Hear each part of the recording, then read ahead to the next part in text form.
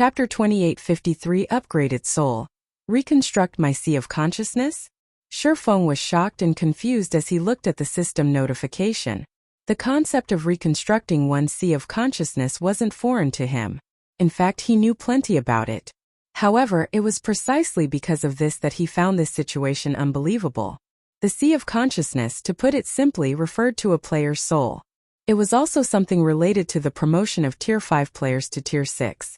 The qualitative transformation of the soul. Any player who wished to get promoted to Tier 6 needed to have not only a powerful body but also a powerful soul. Only when both requirements were met could players get promoted to Tier 6. Of the two conditions, the requirement of a sufficiently powerful soul was more difficult to fulfill. This was because the soul was an illusory object. The only thing players could do to upgrade their soul was continuously raise their concentration standard. By doing so, their soul would automatically grow stronger over time. However, this form of improvement was incredibly slow. Even if a player's concentration reached the Tier 5 peak standard, their soul wouldn't develop that fast. If one wished to let one's soul undergo a qualitative transformation, one would need to experience numerous events that tempered the mind. Of course, there was an even quicker method to do so, raising one's concentration to the Tier 6 God rank standard. This was an incredibly frightening concentration standard where players could continuously modify and improve their Sea of Consciousness through their own will. The benefits a Tier 6 concentration provided were far superior to those of a Tier 5 concentration. In addition, there was also a third method, relying on external items to destroy one's inherent Sea of Consciousness and construct a new one.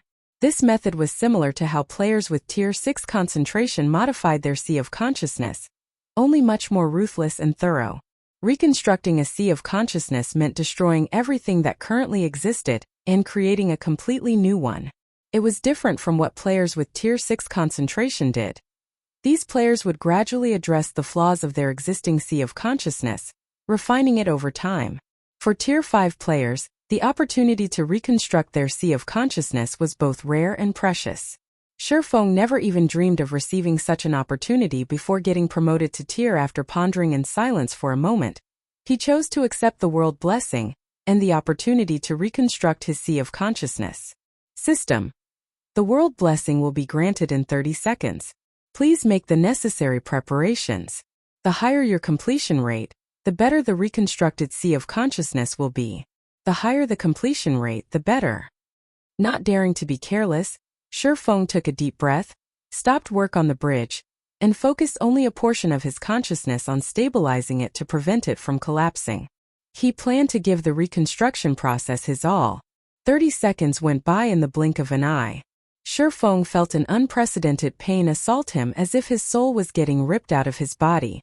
Had he not absorbed the Tier 4 hellfire before, he wouldn't have been able to endure this pain at all. However, after 10 seconds of this soul-wrenching pain, it disappeared all of a sudden. Simultaneously, Shifeng felt his mind go completely blank. As for his soul, what remained of it were only countless soul fragments. Immediately afterward, numerous magic arrays appeared before him. These magic arrays were so complex that despite being a half-step Grandmaster magician himself, he was still shocked. He spotted over a dozen Grandmaster magic arrays. As for Master magic arrays, they easily numbered over 100. Meanwhile, all of these magic arrays joined together to form an incomparably large soul array. System. You have 4 hours to reconstruct your Sea of Consciousness. Once 4 hours have passed, the world blessing will disappear. If you do not achieve at least a 40% completion rate by the end of these 4 hours, your Sea of Consciousness will not be reconstructed. Afterward, as a consequence of having your soul shattered, you will enter a weakened soul state for 20 natural days. 20 days? Shifeng wasn't particularly surprised by the penalty for failure. Opportunities and risks came hand in hand in God's domain. In fact, a 20-day penalty could even be considered very light. If a Tier 5 expert were to find out that this opportunity came with such low risks, they would do everything they could to secure it. Subsequently, Shifeng stopped thinking about other things and focused on copying the soul array into his Sea of Consciousness. He couldn't decide whether he was fortunate or unfortunate. The fortunate part of this situation was that he had accepted the world blessing, while in this special space full of eternal energy. He would have a much easier time drawing the solar ray in this environment. The unfortunate part was that, along with the destruction of his soul, he had lost the ability to stabilize the broken bridge. In other words, he didn't have 4 hours to complete the solar ray at all. Despite his frustrations, Shifeng did not give up on this opportunity. Moreover, due to the eternal energy's effects, he managed to familiarize himself with the master magic arrays and replicate them with ease. The soul array's completion rate rose at a rate visible to the naked eye. 1%, 3%, 7%. In just 1 hour, Shifeng had already completed 16% of the gigantic soul array. At this rate, he could definitely reach the required 40% within 4 hours. Even if copying the Grandmaster magic arrays later would slow down his progress, reaching 40% shouldn't be difficult. Another 1.5 hours went by, during which the soul array's completion rate had reached 35%. Shifeng found his progress unbelievable. Hence, he attempted to copy his first Grandmaster magic array. The instant he completed the magic array, his progress rose from 35% to 38%. It increased by this much? Shifeng looked at his progress bar in surprise. Completing a master magic array didn't even increase his progress by 0.5%. Now, completing just one Grandmaster magic array had raised his progress by 3%. Meanwhile, under the eternal energy's effects, his speed in copying the Grandmaster magic array wasn't much slower than when he worked on the master magic arrays. Without my support, the bridge can last 3 hours at most. I only have about 20 minutes left now, so I can only attempt one more Grandmaster magic array. Although Shifeng guessed that the broken bridge would remain stable for 3 hours without his support, that was only an estimate. As a precaution, he decided to conclude his attempt after copying one more Grandmaster magic array. The soul array was massive.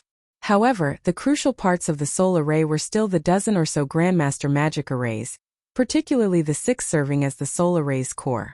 Originally, Shifeng had thought to complete more master magic arrays to allow the core magic arrays to exhibit greater functionality. Unfortunately, he clearly did not have time for that. Now he could only grit his teeth and draw the second core magic array. Time passed quickly. 10 minutes later, Shifeng finished drawing the second core magic array. The soul array's completion rate jumped from 38% to 41%, reaching the system's requirement. Upon seeing this, Shifeng chose to complete the reconstruction. System. Magic array completion rate at 41%. You have met the basic requirement for reconstruction. Your sea of consciousness will be reconstructed according to the constructed magic array. Do you wish to begin the reconstruction? Reconstruct. Shifeng promptly chose to go through with the reconstruction. Although he had more than an hour remaining before the world blessing disappeared, if he died midway, his reconstruction attempt would become forfeit as well. The next moment after he approved the reconstruction, the soul array drawn in his sea of consciousness began operating. Although the soul array was still incomplete, just like the system stated, it was functional. As his sea of consciousness's reconstruction began, Shifeng experienced an unprecedented mental clarity. His mind became much more active, and his reaction speed also improved significantly. After 20 seconds into the reconstruction, he discovered that his previously blurry sea of consciousness had become much more tangible. The change was akin to mist condensing into water. The change might not seem significant, but the density of his sea of consciousness had undergone a qualitative transformation. Although his sea of consciousness was still in an illusory state, Shifeng could tell that his thinking speed had more than tripled. So long as he focused his mind, he could observe the world around him in a decelerated state. Amazing! Shifeng was astonished as he inspected his newly reconstructed sea of consciousness. No wonder so many Tier 5 experts in the past had been so crazy about reconstructing their sea of consciousness. With my current sea of consciousness, even though my concentration is only at the Tier 5 basic standard, the rate of my soul's improvement is probably faster than someone with Tier 5 peak concentration. His concentration remained at the Tier 5 basic standard. However, his soul's strengthening rate was superior to even that of experts with Tier 5 peak concentration. The next moment, when Shifeng opened his eyes again, his surroundings looked completely different from before. The range of his mental perception had increased from 100 yards to 500 yards, and his 5 senses had also undergone a qualitative transformation. Similarly, his body felt more flexible and sharper than ever before. At this time, even though he wasn't actively manipulating his mana, the 2-meter-long bridge under him actually remained nearly stable. Moreover, his concentration was no longer depleted. Instead, it was brimming like never before. It seems I shouldn't have any problems completing the trial now. Shifeng smiled subconsciously as he looked at the relatively stable bridge. Previously, he had to make an effort to ensure that the bridge did not collapse. Doing so had taken up a lot of his focus. Now he no longer needed to split his attention between the reconstruction and maintaining the bridge's integrity. He only needed to concentrate on reconstructing the broken bridge. This would reduce his mental stress by a large margin. Following this, Shifeng resumed reconstructing the bridge. He had a much easier time than before, which allowed him to progress at a flying pace. After just 3 more days, his progress finally reached the 1/3 mark of the entire bridge. However, Shifeng had no intention of stopping here. After all, the eternal energy in this place was simply wonderful.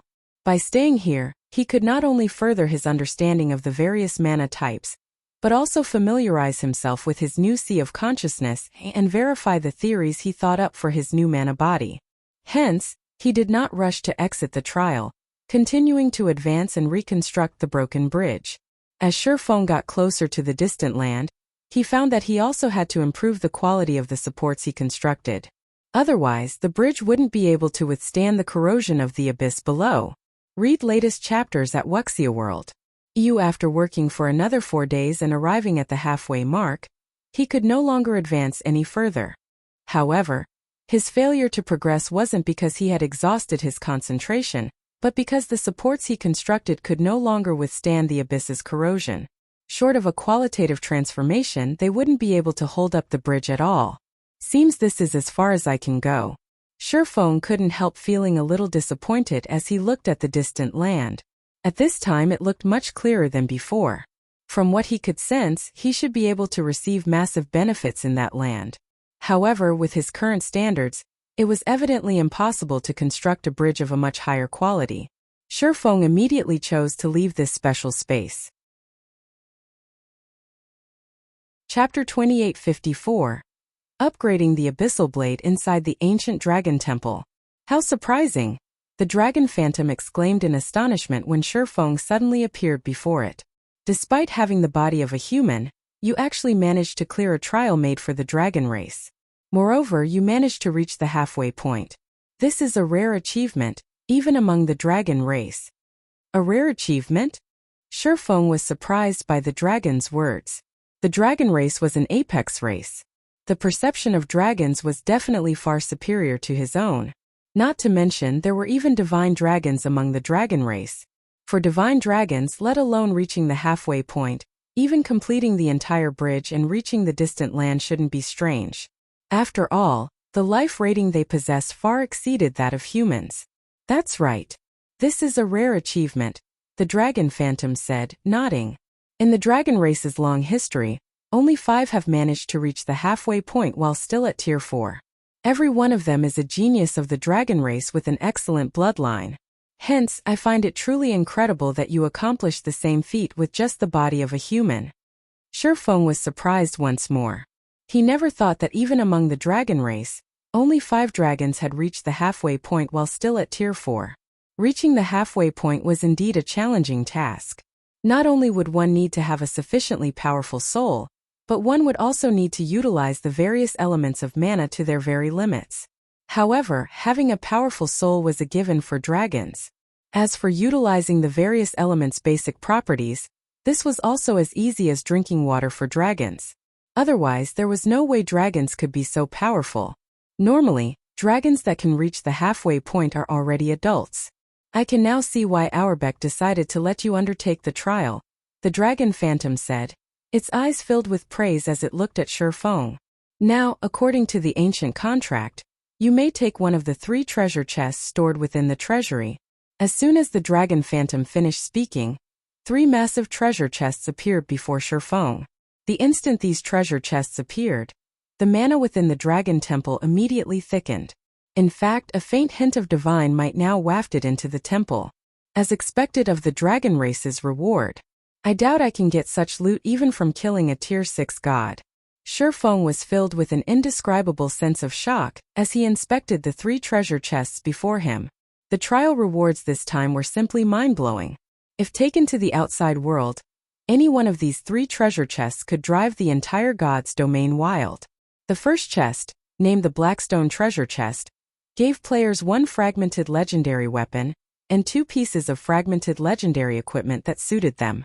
The second chest, named the Red Crystal Treasure Chest, contained 4 items, either Tier 5 skill books or Tier 5 legacy guidances suitable for the player. The third chest, named the Purple Jade Treasure Chest, rewarded players with 10 to 12 god crystals. The Blackstone Treasure Chest aside, both the Red Crystal Treasure Chest and Purple Jade Treasure Chest provided things Shifeng greatly desired. At this time he only needed to create a personalized mana body to get promoted to Tier 5. Hence, Tier 5 skill books were of great importance to him. If he relied only on legacy skill points, he would be able to acquire only 2 Tier 5 skills at best. God crystals were equally important to him. This was because god crystals were needed to upgrade many of the weapons and equipment he possessed, and upgrading these items would provide a tremendous boost to his combat power. Pick 1. The Dragon Phantom smiled faintly when it saw the gleam in Shifeng's eyes. I will teleport you back in 3 minutes, so you'd best not take too long in choosing. After giving the matter some thought, Shifeng said earnestly, I've decided. I will go with the Purple Jade Treasure Chest. While the Red Crystal Treasure Chest was indeed important to him, he was, after all, still at Tier 4 right now. Moreover, the items appearing inside the Red Crystal Treasure Chest were completely random. If he were unfortunate, he might end up getting 4 Tier 5 legacy guidances. Moreover, god crystals weren't easy to come by. If he missed this opportunity, who knew how long he would have to wait before he received another opportunity to improve his weapons and equipment further. Alright, this Purple Jade Treasure Chest is yours, the Dragon Phantom said, lifting a claw. Immediately, the barrier sealing the Purple Jade Treasure Chest disappeared. Shifeng chose to open the treasure chest without hesitation. After all, there was no way he could bring such a massive treasure chest away. The instant the treasure chest opened, divine might gushed out of it. Bathed in this divine might, even ordinary Tier 4 players would grow fearful and dare not approach the treasure chest. However, now that Shifeng's concentration had reached the Tier 5 standard, resisting this divine might wasn't much of a problem. In fact, he was confident he could stand tall in the presence of even a bona fide Tier 6 god in his present state. 11. Shifeng couldn't help feeling a little disappointed when he saw the number of god crystals in the treasure chest. If not for the luck attribute having no effect on high-caliber treasure chests, he definitely would have activated Divine Providence to boost his luck. After all, the value of 1 god crystal nearly rivaled that of fragmented legendary items. Moreover, god crystals were just as rare as fragmented legendary items. Although that's 1 less god crystal than I hoped for, I have more than enough to upgrade my weapon now. The next moment, Shifeng had the Abyssal Blade absorb 4 god crystals without hesitation. Now that he was at the half-step Tier 5 standard, only the Light of 2 Worlds was an adequate weapon for him. The Abyssal Blade couldn't keep up with him any longer. Hence he had to upgrade it. After the Abyssal Blade absorbed the 4 god crystals, its skills got upgraded to Tier 4, and its basic attributes underwent some changes. Abyssal Blade, one-handed sword, magic weapon, fragmented legendary rank, equipment requirement, strength 3000, agility 2000 attack power, 235% of strength attribute, attack speed 2. 3% of agility attribute, all attributes, increases according to user's level, ignore levels plus 35 attacks have, 70% chance to cause 250% damage, 40% chance to cause 300% damage. Every attack increases attack speed by 2% to a maximum of 30%. When equipped, strength increased by 50%, agility increased by 50%, intelligence increased by 35%. Endurance increased by 50%. Attack speed increased by 40%. All effects of weapon-related skills increased by 20%. All item level requirements reduced by 10 levels. If wielder belongs to a swordsman-related class, all skill levels plus 6. Increase free ability points received for every increase in level by 2 points. Equipment Tier 4. Can be evolved, Devour 9 God Crystals to evolve to Tier 5. Additional active skill 1. Darkness Bind Tier 4. Binds all enemies within a 500-yard radius for 4 seconds and reduces their defense and magic resistance by 100% for 20 seconds. Cooldown 40 seconds. Additional active skill 2. Darkness Domain Tier 4. Converts an area of 800 yards around the user into a darkness domain. Weakens the senses of all enemies within the darkness domain and reduces enemies' basic attributes by 20%.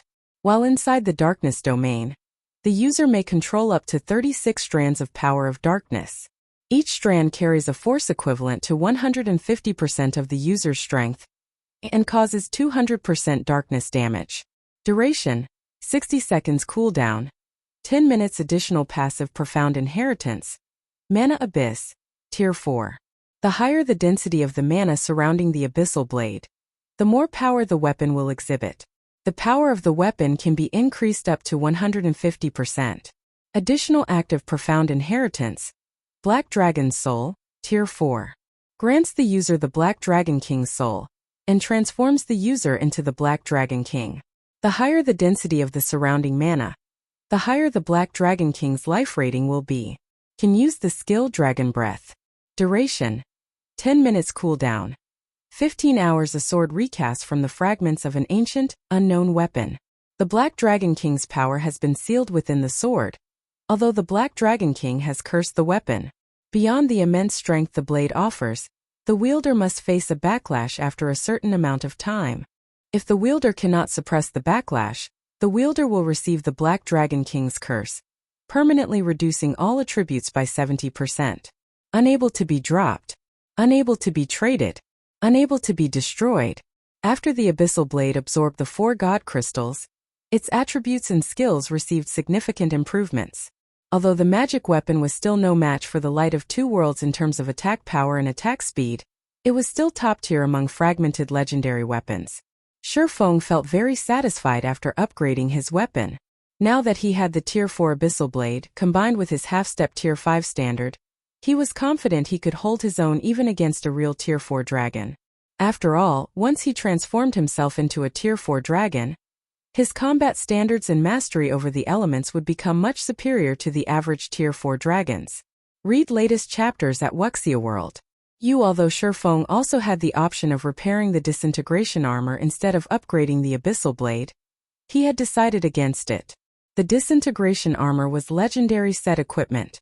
If he couldn't gather the complete set, the equipment requirement of an individual piece would be higher than normal. This would make it impossible for him to equip the disintegration armor. After all, legendary weapons and equipment were crafted for Tier 6 gods.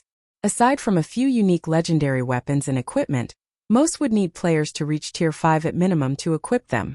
If he repaired the disintegration armor and ended up unable to equip it, he would definitely die of regret. Hence, he decided to upgrade the Abyssal Blade instead to play safe. As for the disintegration armor, it wouldn't be too late to find more God Crystals to repair it once he had reached Tier 5. It's time to leave, the Dragon Phantom said, snapping Shifeng out of his reverie. It then raised a claw at Shifeng. Immediately, divine runes appeared around Shifeng one after another, enveloping him completely. His body then transformed into a streak of light and disappeared from the Dragon Temple. When the divine runes surrounding Shifeng disappeared, he found that he was back in the Summoning Tower's summoning altar.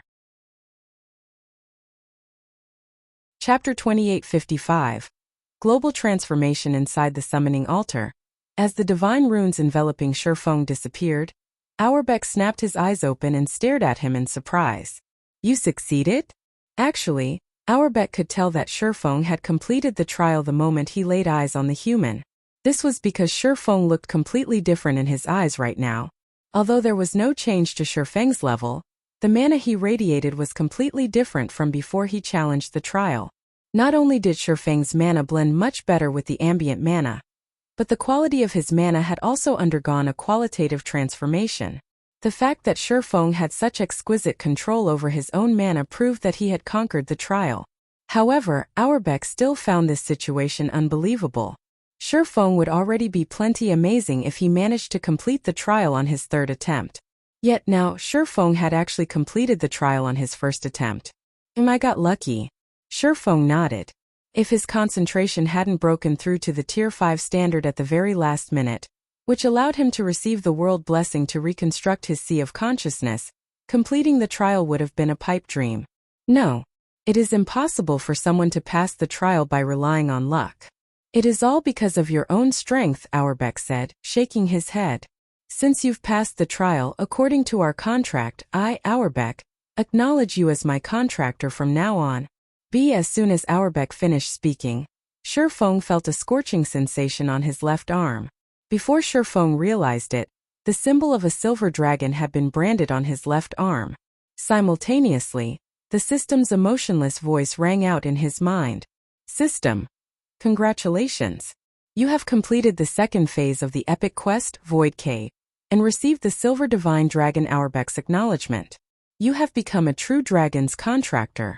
You now have the ability to call upon the Silver Divine Dragon to fight for you at any time, rewarding 30 legacy skill points and 1 level. Shifeng's level immediately rose from level 150 to level 151. His legacy skill points also increased by 30. If you encounter any troubles in the future, call upon me, Auerbach said. With the contractor's mark, I can teleport to your location at any time. However, you should still be cautious. The contractor's mark has limited power. I cannot sense its location in certain areas. Moreover, the current god's domain is no longer the same. Although you have made significant growth, if you behave too aggressively outside, you might still fall into a desperate situation. You might even have your soul annihilated. Different?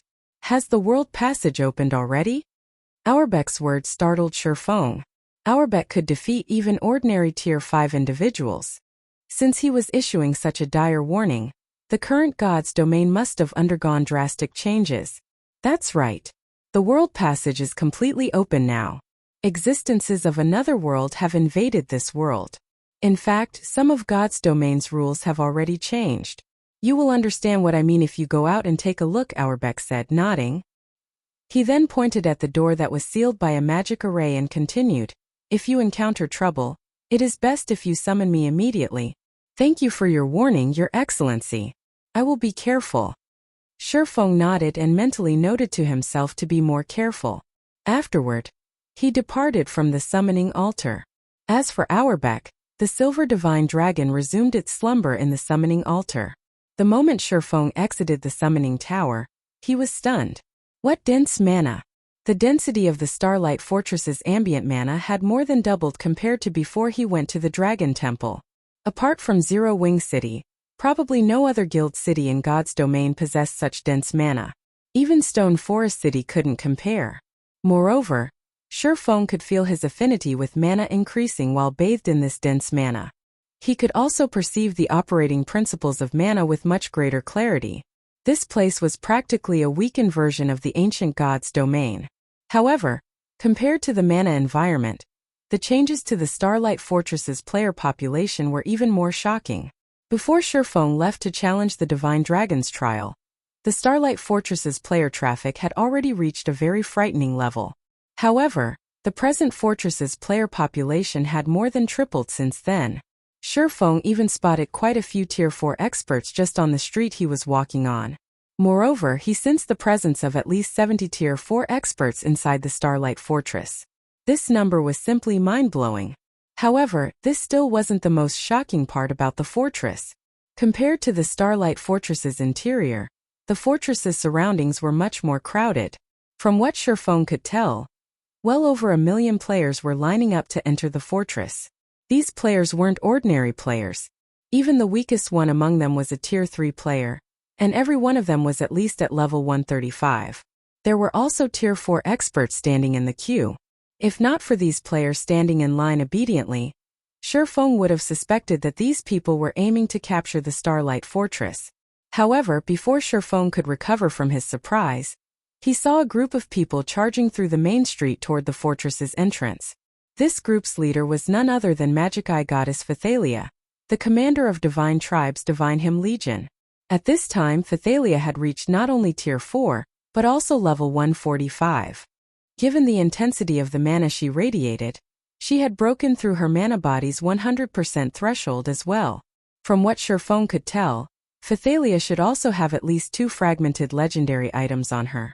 In her current state, she could probably hold her ground against a superior mythic monster of the same level. Moreover, aside from Phythalia, there were 3 other tier 4s in the team she led.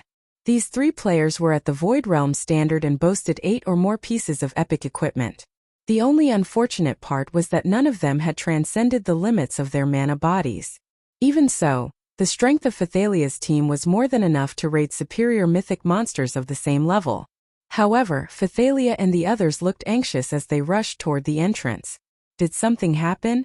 Curious, Sherfone stealthily followed Phythalia's team. Divine Tribe could be considered Zero Wing's strategic ally on the Western continent. Moreover, it was tasked with maintaining the Starlight Fortress's security on Zero Wing's behalf. Unless something major occurred, someone of Phythalia's status wouldn't take action. If need be, Sherfone naturally had to lend her a helping hand.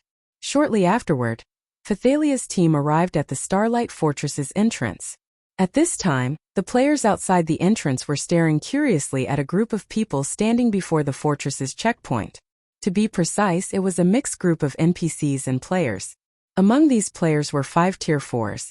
As for the NPCs, there were actually over a dozen tier 4s among them. Why are people of the Blood Alliance here? Don't the superpowers in the Alliance mainly operate out at sea? It is indeed strange. From what I remember, they've never been active on land. Instead, they've been dominating the seas since the start of the game. Even the 5 great super guilds don't dare offend them out at sea. I heard that many naval forces have clashed with the Outer World's forces at sea. Although neither side managed to secure an advantage, the Blood Alliance suffered heavy losses in these clashes. Rumor has it that the Alliance has over 5 million Tier 3 casualties thus far. 3 of the Alliance's islands were razed to the ground. The players in the queue couldn't help starting heated discussions among themselves as they looked at the Tier 4 players and NPCs. While the Blood Alliance's sphere of operations was mostly limited to the sea, the Starlight Fortress was nowhere near the sea. Just teleporting from a coastal city to the Starlight Fortress cost nearly 6 gold coins. Are they greedy for the Starlight Fortress's benefits? That's probably the case. After all, the current Starlight Fortress is simply amazing. Its mana density and the benefits the mana provides are much greater than what you can find elsewhere on the continent. Not to mention, it is also near a God Mode regional dungeon. That can't be right. Don't they know that a Tier 4 Divine Dragon is guarding this place? That's not something Tier 4 existences can go up against. While everyone wondered why members of the Blood Alliance had come to the Starlight Fortress, Phythalia's team arrived before the Blood Alliance group. Guild leader Brute, to what do we owe this sudden visit? Phythalia asked a thin man wearing a gray robe and carrying a dark wooden staff. The Blood Alliance had arrived with more than a dozen Tier 4 NPCs, and 3 of the Blood Alliance's top 10 Tier 4 experts. It definitely wouldn't be an exaggeration to say that the Blood Alliance came with bad intentions. Commander Phythalia, you don't need to be so nervous. We are not here to ask for trouble. Moreover, we aren't here to meet you, Brute said, smiling faintly. In fact, this matter doesn't have anything to do with Divine Tribe. We are simply here to find Zero Wing and negotiate a partnership. Negotiate a partnership with Zero Wing? Phythalia laughed at Brute's statement. I naturally don't have a say in such a matter. However, seeing as you've brought so many Tier 4 NPCs with you, no matter how I look at it, it doesn't seem like you've come for a friendly negotiation. Read latest chapters at Wuxia World. I didn't call them here, Brute countered, shaking his head. These people are the representatives of various NPC naval forces. Representatives of NPC naval forces? Phythalia was surprised by Brute's answer. If only one NPC force had sent these Tier 4 NPCs, she wouldn't have found the situation strange. However, it was a different story if these NPCs represented multiple NPC forces. This was something she had to take seriously. In God's domain, the reason many kingdoms and empires had chosen not to spread their influence to the sea wasn't just the presence of powerful sea monsters. Another reason was the extraordinary strength of many NPC naval forces, with some even having Tier 5 NPCs leading them. Nodding, Brute said in an indisputable tone, "That's right.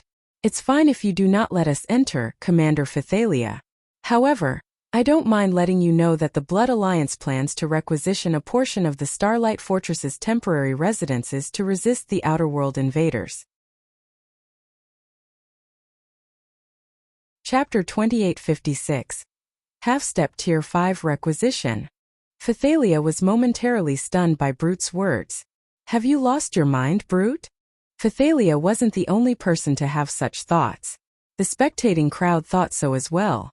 The Blood Alliance, with its many superpowers and NPC forces, was indeed powerful. However, the Alliance's strength was only in the sea. On the Western continent, the Blood Alliance held no advantages. Since the Starlight Fortress was far from the sea, the Blood Alliance had no way to dispatch a large army to the Starlight Fortress. Moreover, the Starlight Fortress's defenses were something that even the 5 great super guilds were helpless against. After all, the fortress had a Tier 4 Divine Dragon guarding it. Even Tier 5 NPCs wouldn't dare go against such an existence. This was why Zero Wing could retain control over the Starlight Fortress despite having barely any of its own forces stationed on the Western continent. Otherwise, the surrounding NPC forces with Tier 5 NPCs leading them would have long since targeted the fortress. The only measure one could employ to suppress the Starlight Fortress was to place a thorough lockdown on the Star Valley. However, the Blood Alliance clearly didn't have the capability to pull off such a feat. Lost my mind. Laughing, Brute retorted, I don't think so at all. The Starlight Fortress indeed possesses powerful defensive capabilities, and there are very few forces in God's domain capable of threatening it. However, if over 100 Tier 4 NPCs lock down the Star Valley, I wonder how long the Starlight Fortress will last? Over 100 Tier 4 NPCs? When Brute finished speaking, the spectating crowd gasped. Currently, not only were NPCs much higher level than players on average, but NPCs were also stronger than players of the same level and tier on average. This was because NPCs' weapons, equipment, skills, and spells were superior to those of the average player. Meanwhile, a force of more than 100 Tier 4 NPCs was something not even a kingdom possessed. In other words, the Blood Alliance could actually dispatch an entire kingdom's top combatants to seal a map. Moreover, I heard that the situation over on the Eastern continent is quite adverse, and many superpowers have already gotten annihilated. Even Zero Wing can barely keep itself afloat and can't roam about freely. In such a situation, obtaining resources will naturally be impossible, Brute said. Without the Starlight Fortress's resources, I believe Zero Wing will have even more difficulty surviving. Right? Hence, we are inviting Zero Wing to become a member of the Blood Alliance right now. Not only will we help the Starlight Fortress develop, but we will also help Zero Wing defend against the Outerworld invaders. Wouldn't this situation be the best of both worlds? Upon hearing Brute's proposal, nobody present could offer any rebuttals, not even Phythalia. The chaos on the Eastern continent was no longer a secret. The entire God's domain had been greatly shaken on the day the World Passage had opened, the sudden event catching countless powers off guard. After all, a group of unknown player forces had suddenly appeared and taken over many guild cities of first-rate guilds. In fact, these unknown player forces had even laid their hands on the guild cities of superpowers. Originally, these superpowers had planned to retaliate against these unknown invaders. However, when they marched their armies to reclaim their cities, they found a large number of experts already gathered in their captured cities. Moreover, there were even many Tier 45 among these players. Needless to say, none of the superpowers managed to recapture their cities. Initially, the various powers of God's domain thought that this was merely a hidden superpower making its public debut. After all, this wasn't the first time such a situation had taken place. Many player forces would continuously accumulate their strength in secret and make a powerful debut all of a sudden. Hence, the various powers of God's domain had not placed too much attention on this matter. However, the next day, over a dozen superpowers had suddenly made their presence known to the world, and the number of Tier 4 players these superpowers commanded far exceeded that of the local superpowers. On that very day, these new superpowers annihilated a local superpower and split up its territory among themselves. This war had thoroughly stupefied the various powers of God's domain. It was one thing to see a new superpower emerge, but it was another thing altogether to see so many superpowers appear out of the blue. Moreover, all of these superpowers boasted an incredible number of Tier 4 players. No matter how one looked at this situation, it was simply unbelievable. After a series of frantic investigations, the various powers of God's domain eventually discovered that these new superpowers didn't originate from their version of God's domain, but from another God's domain. Moreover, the players belonging to these superpowers didn't live on Earth, but on an interstellar continent. The human population of this interstellar continent rivaled that of Earth. Most importantly, the average combat standard of these interstellar continent residents was much higher than that of Earthlings. This was because the world of God's domain was everything for these people. In addition, these outer-world superpowers were much stronger than the native superpowers. In fact, the two couldn't even be compared on the same level. In less than 5 days, these outer-world superpowers had not only destroyed several native superpowers, but even taken over 7 kingdoms. These kingdoms were now paradises for outer-world NPCs, who rapidly harvested the various resources available in these kingdoms to keep growing stronger.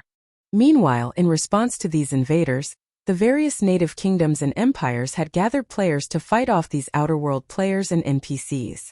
The subsequent war was most likely one of the biggest in God's domain's history, as several dozen kingdoms and empires had joined hands to counter the invasion. And after fighting dozens of battles, both large and small, the Eastern Continent's native forces eventually managed to isolate the Outer World's NPC forces to one corner of the continent.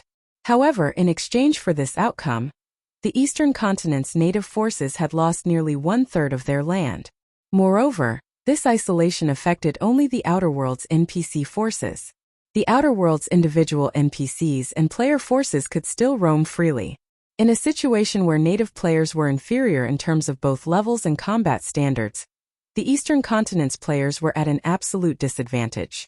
Only by cooperating with native NPCs could they resist the Outer World players.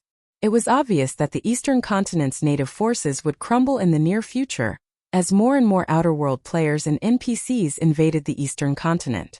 In fact, it wouldn't be long before the Western Continent would get dragged into the war, since the various sea zones were already engulfed in the flames of war. If the Starlight Fortress were to get isolated now, Zero Wing would definitely suffer immeasurable consequences. After all, due to the Outer World forces occupying many of the Eastern Continent's resource spots, prices of various resources had more than doubled. If Zero Wing were to lose the resources from the Starlight Fortress, the guild would most likely struggle to defend its guild cities. In this situation, Phythalia herself was powerless to do anything. Even if Divine Tribe were willing to help Zero Wing with all of its strength, there was no way Divine Tribe could win against a force of over 100 tier 4 NPCs. Eventually, Phythalia sighed and said, "I understand. I'll convey your words to Zero Wing." "Good then." Nodding, Brute said indifferently, "However, our patience is limited. Tell Zero Wing that they only have 1 day to reply. If they don't give us an answer by then, we will begin sealing the map immediately." 1 day. Phythalia frowned. This was too short. It was barely enough time for her to convey the message and for Zero Wing to hold a short discussion among its executives. Zero Wing wouldn't have any time to make the necessary preparations at all. That's right. Only 1 day. Zero Wing had best not waste any time. That wouldn't be beneficial to the Blood Alliance or Zero Wing. Brute said in a determined tone. "I can even tell Zero Wing now that if they refuse our offer, while it might give the Blood Alliance some trouble, I can guarantee that they will suffer 100 times more than us." After Brute finished speaking, the Tier 4 NPCs standing behind him promptly unleashed their auras. The combined aura of over a dozen Tier 4 NPCs pressured even Phythalia. If not for the buff from standing inside the Starlight Fortress, she might have even succumbed to this mighty aura and stumbled back. As for the other Divine Tribe members, their complexions had paled. It was evident that they felt very uncomfortable beneath this frightening aura.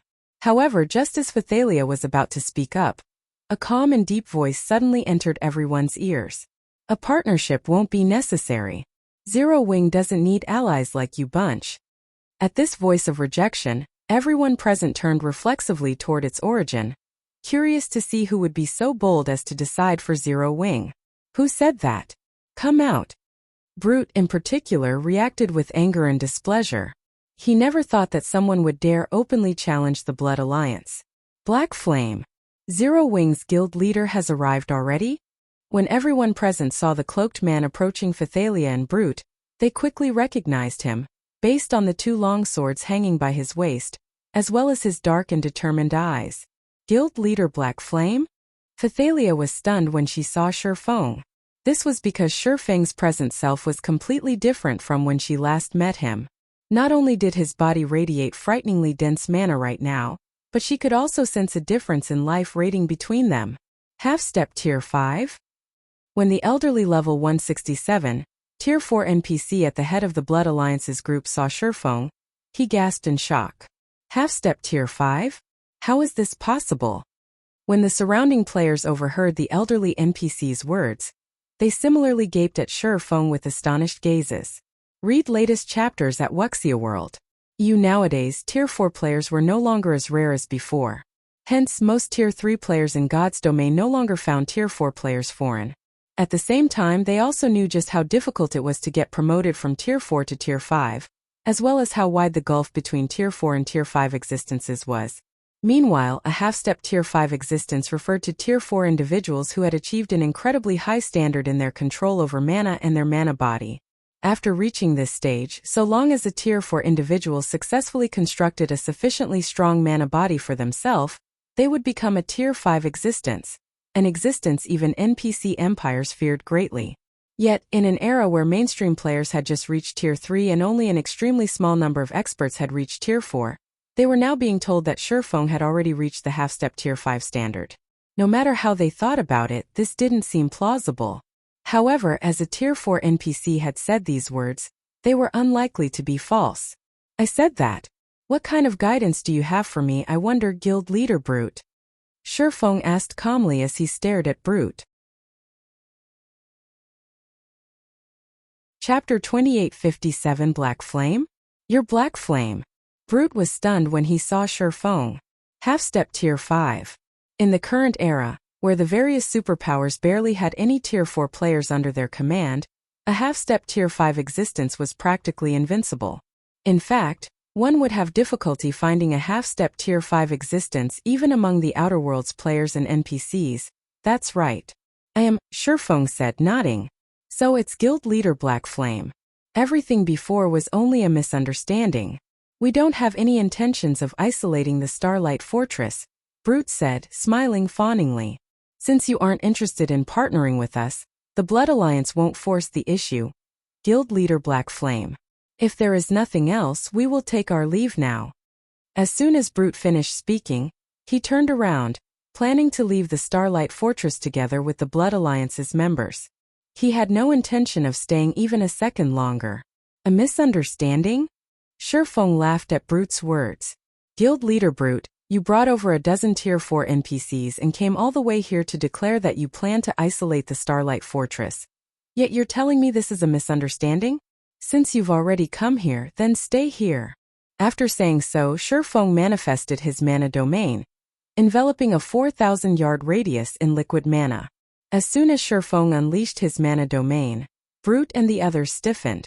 Their bodies felt indescribably heavy as if they had sunk into a swamp.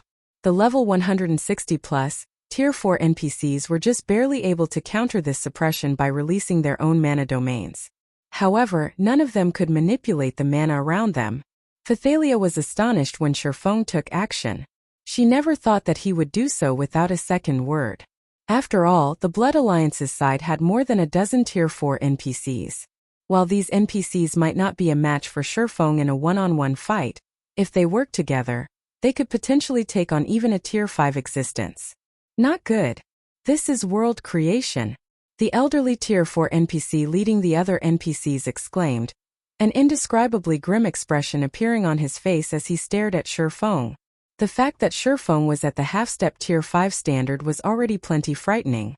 That, combined with his control over mana being at the world creation standard, meant he could fight Tier 5 existences already. In front of such an expert, even a group of Tier 4 individuals would be insignificant.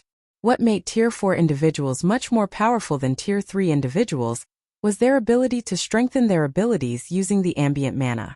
However, individuals who had reached the world creation standard could create a miniature world with their mana domain.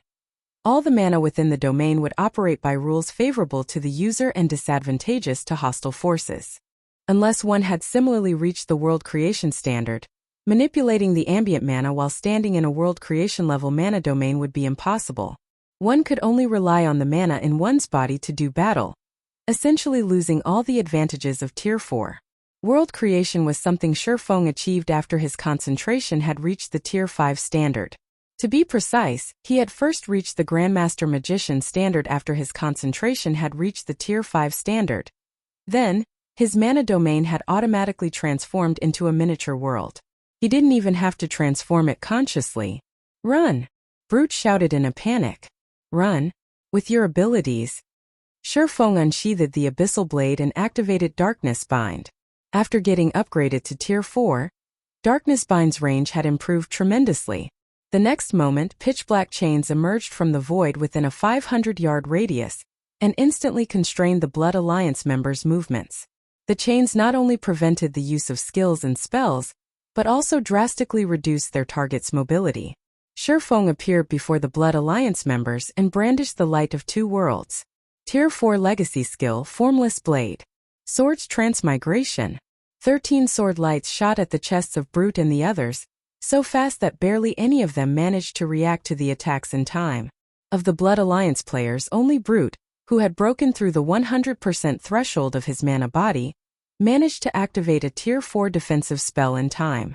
Even so, the Tier 4 barrier he summoned shattered after receiving Shifeng's attack. As for the other Tier 4 players, none of them survived the attack.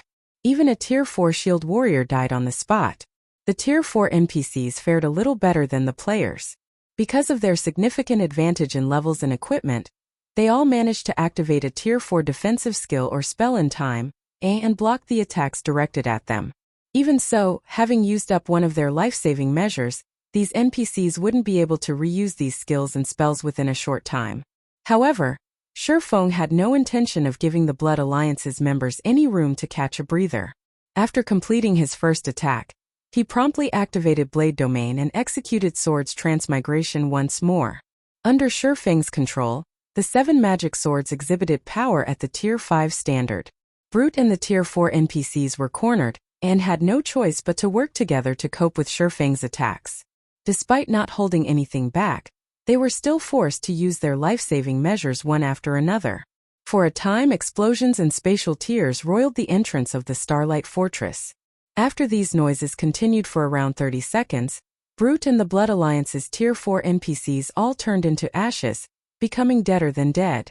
They died just like that? So this is Black Flame's strength? Amazing! Isn't he basically a Tier 5 now? The spectators gaped in shock when they saw the Blood Alliance's people annihilated, unable to get their minds around this situation for a long time. After all, Brute was a domain realm expert. If he worked together with more than a dozen Tier 4 NPCs, they could probably raid even Tier 5 legendary monsters. However, in front of Shifeng, these powerful individuals were like children. Throughout the fight, they could only defend themselves. They didn't have any leeway to retaliate or even heal themselves. Anyone who slipped up on their defense for even a moment got killed instantly. At this time, let alone the spectating crowd, even Phythalia was flabbergasted by this situation. She never thought that a person's combat power could achieve such frightening heights after reaching the half-step Tier 5 and world creation standards. With such combat power, Shifeng could probably go up against a true Tier 5 existence. Meanwhile, after killing the Blood Alliance's members, Shifeng didn't hesitate to pocket the items they dropped. Simultaneously, he marveled at the excellence of the items they dropped. Just the epic weapons and equipment he obtained numbered more than 10. Moreover, every one of them could be used up to level 150. After collecting his loot, Shifeng went to Phythalia's group and said gratefully, "Thank you for helping out with the Starlight Fortress's troubles throughout this period. If not for you all maintaining the fortress, it would have most likely become a mess long ago." From the Blood Alliance's movements, he could tell that many powers on the Western continent already had their sights set on the Starlight Fortress. The threat of the Divine Dragon was no longer sufficient to ensure the Starlight Fortress's development. After all, so long as these powers isolated the Starlight Fortress and prevented other players from visiting it, they could easily stifle the fortress's development. You exaggerate, Guild Leader Black Flame. However, you dealt a heavy blow to the Blood Alliance. The Alliance is unlikely to take this lying down, Phythalia said.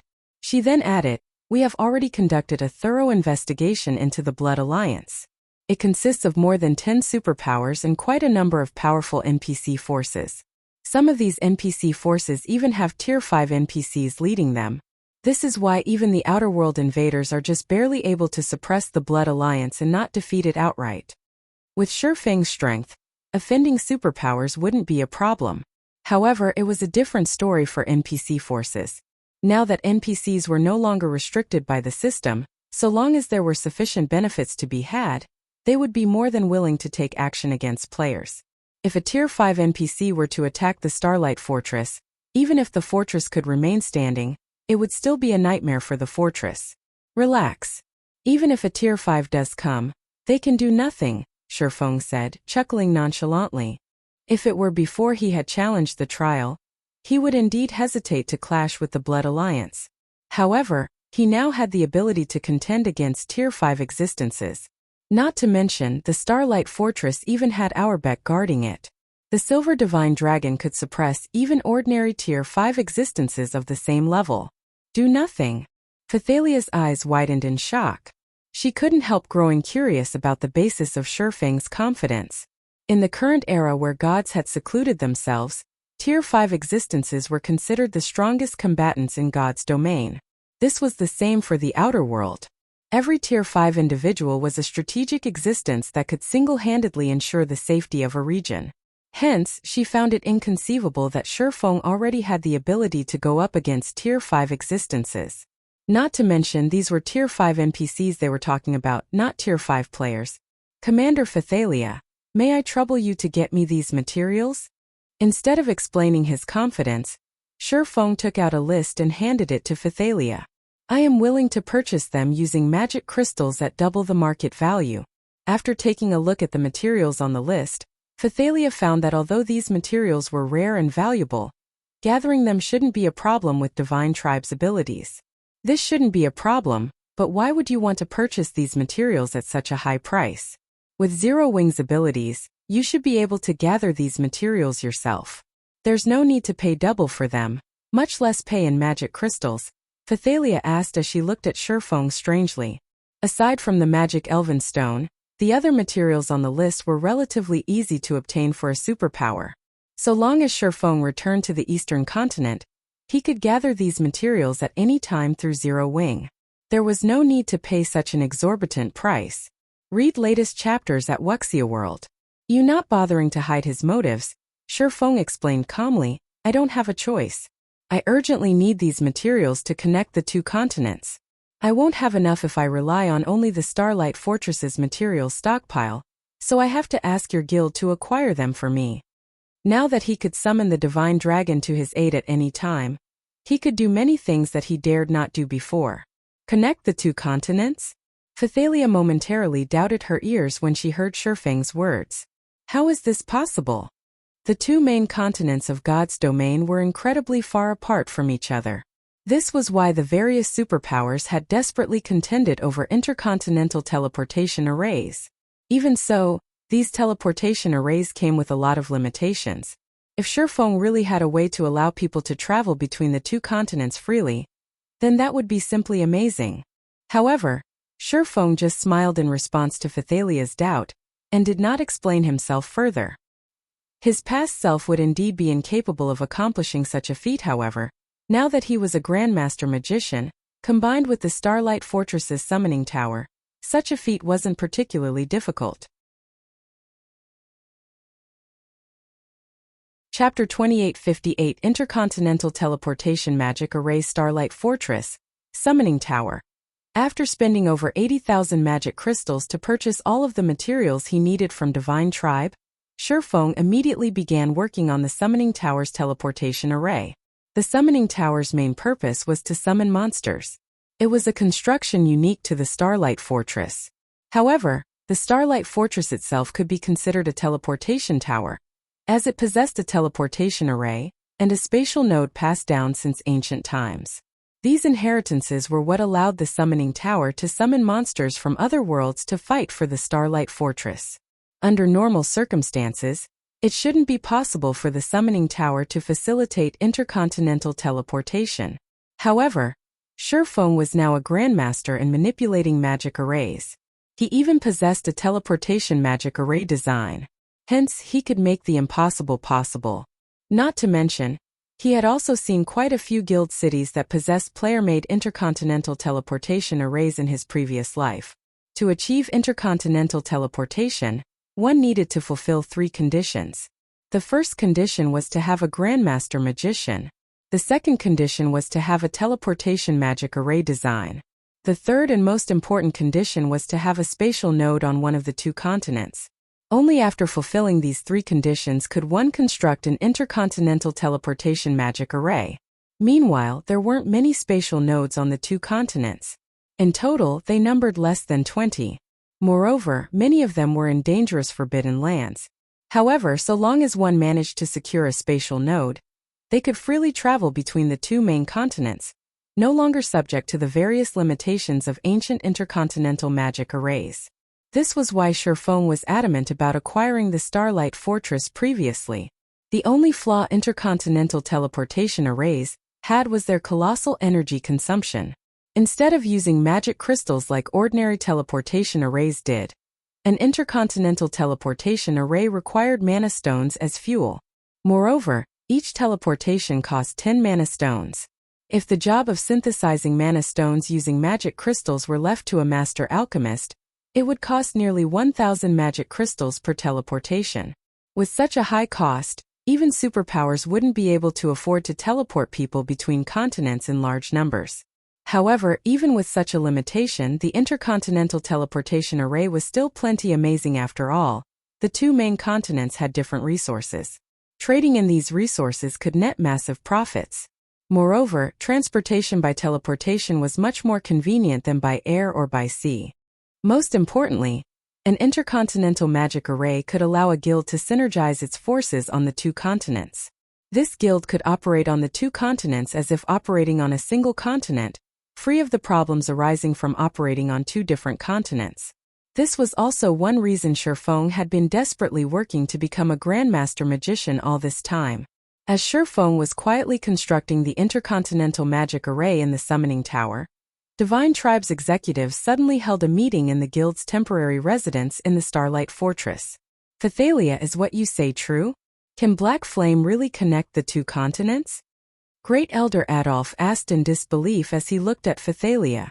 When Adolf heard that Shurfeng had reached the half-step Tier 5 in world creation standards and single-handedly killed over a dozen Tier 4 NPCs, he had already been incredulous.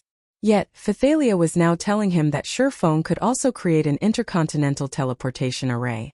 How could he possibly believe her? However, Adolf also understood one thing very clearly: Phythalia was never one to exaggerate things. Since she had said so, then this matter was most likely true. Only, he still couldn't help seeking further confirmation from her. With Black Flame's personality, it's unlikely he would lie. Not to mention, he doesn't have any reason to lie to us, Phythalia replied after giving the matter some thought. After all, even if he can't connect the 2 continents, with the strength and potential he has displayed and the Starlight Fortress's support, should Zero Wing fall on the eastern continent, it can easily rise again on the western continent. Zero Wing won't need our support at all. That makes sense. Adolf nodded. The Starlight Fortress had a Tier 4 divine dragon guarding it. Unless a Tier 6 god or a group of Tier 5 existences attacked the fortress, nothing could threaten the fortress. Not to mention, Shurfeng was already highly likely to get promoted to Tier 5. Whether it was now or in the future, he definitely couldn't be underestimated. The reason I called everyone here is to recommend that we deepen our partnership with Zero Wing, Phythalia said as she took out a set of documents detailing the Eastern Continent's situation. After sending a copy to everyone present, she continued, "This is the latest report on the Eastern Continent's state of affairs. Several more superpowers have come from the outer world recently. Although there shouldn't be any large-scale battles occurring between the outer world invaders and the Eastern Continent's natives, friction between the 2 sides will definitely occur one way or another. Meanwhile, Zero Wing's resources are extraordinary. A battle between Zero Wing and the Outer World invaders is inevitable. Hence, I propose that we have some of the guild's tier 4s head to the Eastern Continent to support Zero Wing. This way, Divine Tribe will have some initiative in future partnerships with Zero Wing. When Phythalia finished speaking, everyone present promptly nodded in agreement. Before today, they had merely treated Zero Wing as an ordinary superpower, and did not put much thought into their partnership with the guild. However, after today's incident, they could no longer afford to do so. This was because Zero Wing possessed not only a half-step tier 5 expert, but also an intercontinental teleportation array linking the two continents. Once word of this teleportation array got out, the Starlight Fortress would undoubtedly become the Western Continent's focal point. At that time, the Starlight Fortress's income would definitely multiply by tenfold or more. If Divine Tribe could get a cut of this pie, it would be of significant help to the guild. With Divine Tribe's foundations, the resources from the Starlight Fortress might even allow it to rival the 5 great super guilds. I don't see any problem with this. Looking at Phythalia, Adolf pondered for a moment before saying, since we are going to help Zero Wing on the Eastern Continent, Phythalia, take McCaffrey and Crimson with you. The two of them should be able to help Zero Wing solve many problems. Thank you, Great Elder. Phythalia was overjoyed when she heard Adolf's words. McCaffrey and Crimson, which were top combatants of Divine Tribe. The two of them possessed fragmented legendary items, and were fully geared in epic weapons and equipment. Most importantly, both had broken through the 100% threshold of their mana bodies. Crimson, which, in particular, had even reached the 105% completion rate. Adolf aside, the completion rate of Crimson Witch's mana body was the highest in Divine Tribe. If not for Phythalia owning a fragmented legendary weapon, she wouldn't be a match for Crimson Witch. I'll contact the two of them in a moment. As for everything else, I'll leave it up to you, Adolf said, nodding. Originally, Adolf had other plans for McCaffrey and Crimson Witch. However, taking into account Zero Wing's potential, he deemed deepening Divine Tribe's relationship with Zero Wing much more valuable. Shortly after Divine Tribe's executives concluded their meeting, Sherfone completed the Intercontinental Teleportation Array at the top of the summoning tower. Good. The spatial coordinates are stable. Now, I just need to set up a corresponding teleportation array on the Eastern Continent, and the two continents will be connected. Sherfone nodded in satisfaction as he looked at the Intercontinental Teleportation Array before him. This Intercontinental Magic Array was definitely his best creation, since he began playing God's Domain. Not only did constructing this magic array require a lot of knowledge and understanding of the various elements of mana, but he also had to convert a Master Teleportation Magic Array into a Grandmaster Teleportation Magic Array. The difficulty of such a feat was simply extraordinary. Sherfone suddenly received a call soon after completing the Intercontinental Teleportation Array. Guild Leader Black Flame, I have already arranged the matter you asked before, Phythalia said as she looked at Sherfone through the video chat. Smiling, she continued, you can head over to the Eastern Continent together with us at any time. If it's the Intercontinental Teleportation Array in the Hell Forest City Secret Land, we should be able to reach the Eastern Continent in less than 2 days. Together. Surprised by Phythalia's words, Sherfone asked, you plan on heading to the Eastern Continent as well, Commander Phythalia? From what he understood, Divine Tribe had never shown any interest in the Eastern Continent. The guild had always focused on the Western Continent. Not to mention the current Eastern Continent was an incredibly dangerous place. Most importantly, Divine Tribe had to pay a huge price to send people to the Eastern Continent. The superpowers controlling ancient intercontinental teleportation arrays normally charged around 8,000 magic crystals and various precious materials per person when facilitating travel between the two continents. Moreover, this was still considered a friendship price. Even for a superpower, having many people travel between the two continents would still be a considerable expenditure. In response to Sherfang's question, Phythalia nodded and smiled. MHM. Our guild has some matters to deal with on the Eastern Continent. I'm afraid we will have to trouble you at that time, Guild Leader Black Flame. You're being too polite, Commander Phythalia. Your guild has helped me plenty on the Western Continent, Sherfang said, chuckling. If you encounter any trouble on the Eastern Continent, feel free to look for me. Read latest chapters at Wuxia World. Ooh, since you've said so, I definitely won't hold back when that time comes, Guild Leader Black Flame Phythalia said, her smile turning even brighter. Naturally. Shurfeng nodded. Besides Divine Tribe status on the Western continent, just being able to form friendly relations with Phythalia herself was already well worth his time. After all, there weren't many players capable of reaching Tier 6 in God's domain. Shurfeng ended his call with Phythalia, then sorted out the Starlight Fortress's income. He collected the 14 million gold and 930,000 magic crystals the fortress earned during this period and made his way to the fortress's entrance. And after he met up with Phythalia's group of 3, they promptly made their way to the Hell Forest City Secret Land's Intercontinental Teleportation Array. After waiting for more than a day for the teleportation array to activate, Shurfeng transformed into a streak of light and disappeared from the secret land. Chapter 2859 Returning to the Eastern Continent, Demon Mist Valley. What rotten luck. We actually got teleported to a forbidden land. Crimson Witch frowned as she observed the faint red mist surrounding her. Divine Tribe had conducted a thorough investigation into the forbidden lands on both continents. This was because these locations were incredibly dangerous. Current players couldn't visit them. Moreover, players would first have to exit the forbidden land before they could teleport out of the map. After players entered level 100+ maps, it was found that these maps possess plenty of spatial tears and random teleportation points. Any one of these traps had a high chance of teleporting players to dangerous locations like forbidden lands. Hence, to reduce the chances of their important combatants dying after getting teleported forcibly to a forbidden land, the superpowers investigated the various forbidden lands and provided this information to their members. The Demon Mist Valley was one of the better-known forbidden lands on the Eastern continent. The reason for its fame was the red mist shrouding the map all year round. Anyone who entered this place, even Tier 48, would have their physique and senses heavily suppressed, unable to exert even half of their normal combat power. In addition, the monsters in the Demon Mist Valley possessed incredibly powerful defense and magic resistance. The weakest monster here was a level 130 Great Lord. There were also plenty of mythic monsters and even superior mythic monsters. Even Tier 4 experts would have a very low chance of survival if they got sent to this forbidden land unprepared. Hence, the various superpowers had placed particularly great importance on the Demon Mist Valley. Our luck isn't all that bad. At least we didn't get sent to the central region. We're only at the boundary between the inner and outer regions, McCaffrey, the Silver Lion Legion's vice commander, said after checking his map. Pointing at the valley and the forest in front, he continued, "We should reach the outer region in 3 hours if we head in that direction."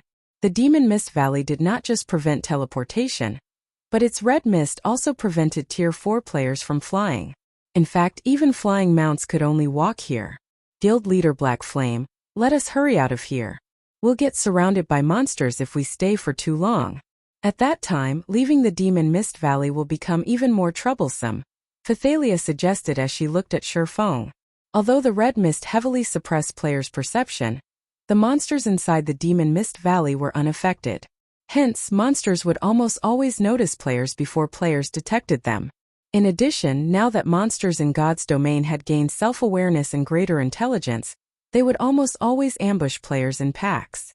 Not to mention, their group was currently in the Demon Mist Valley's inner region.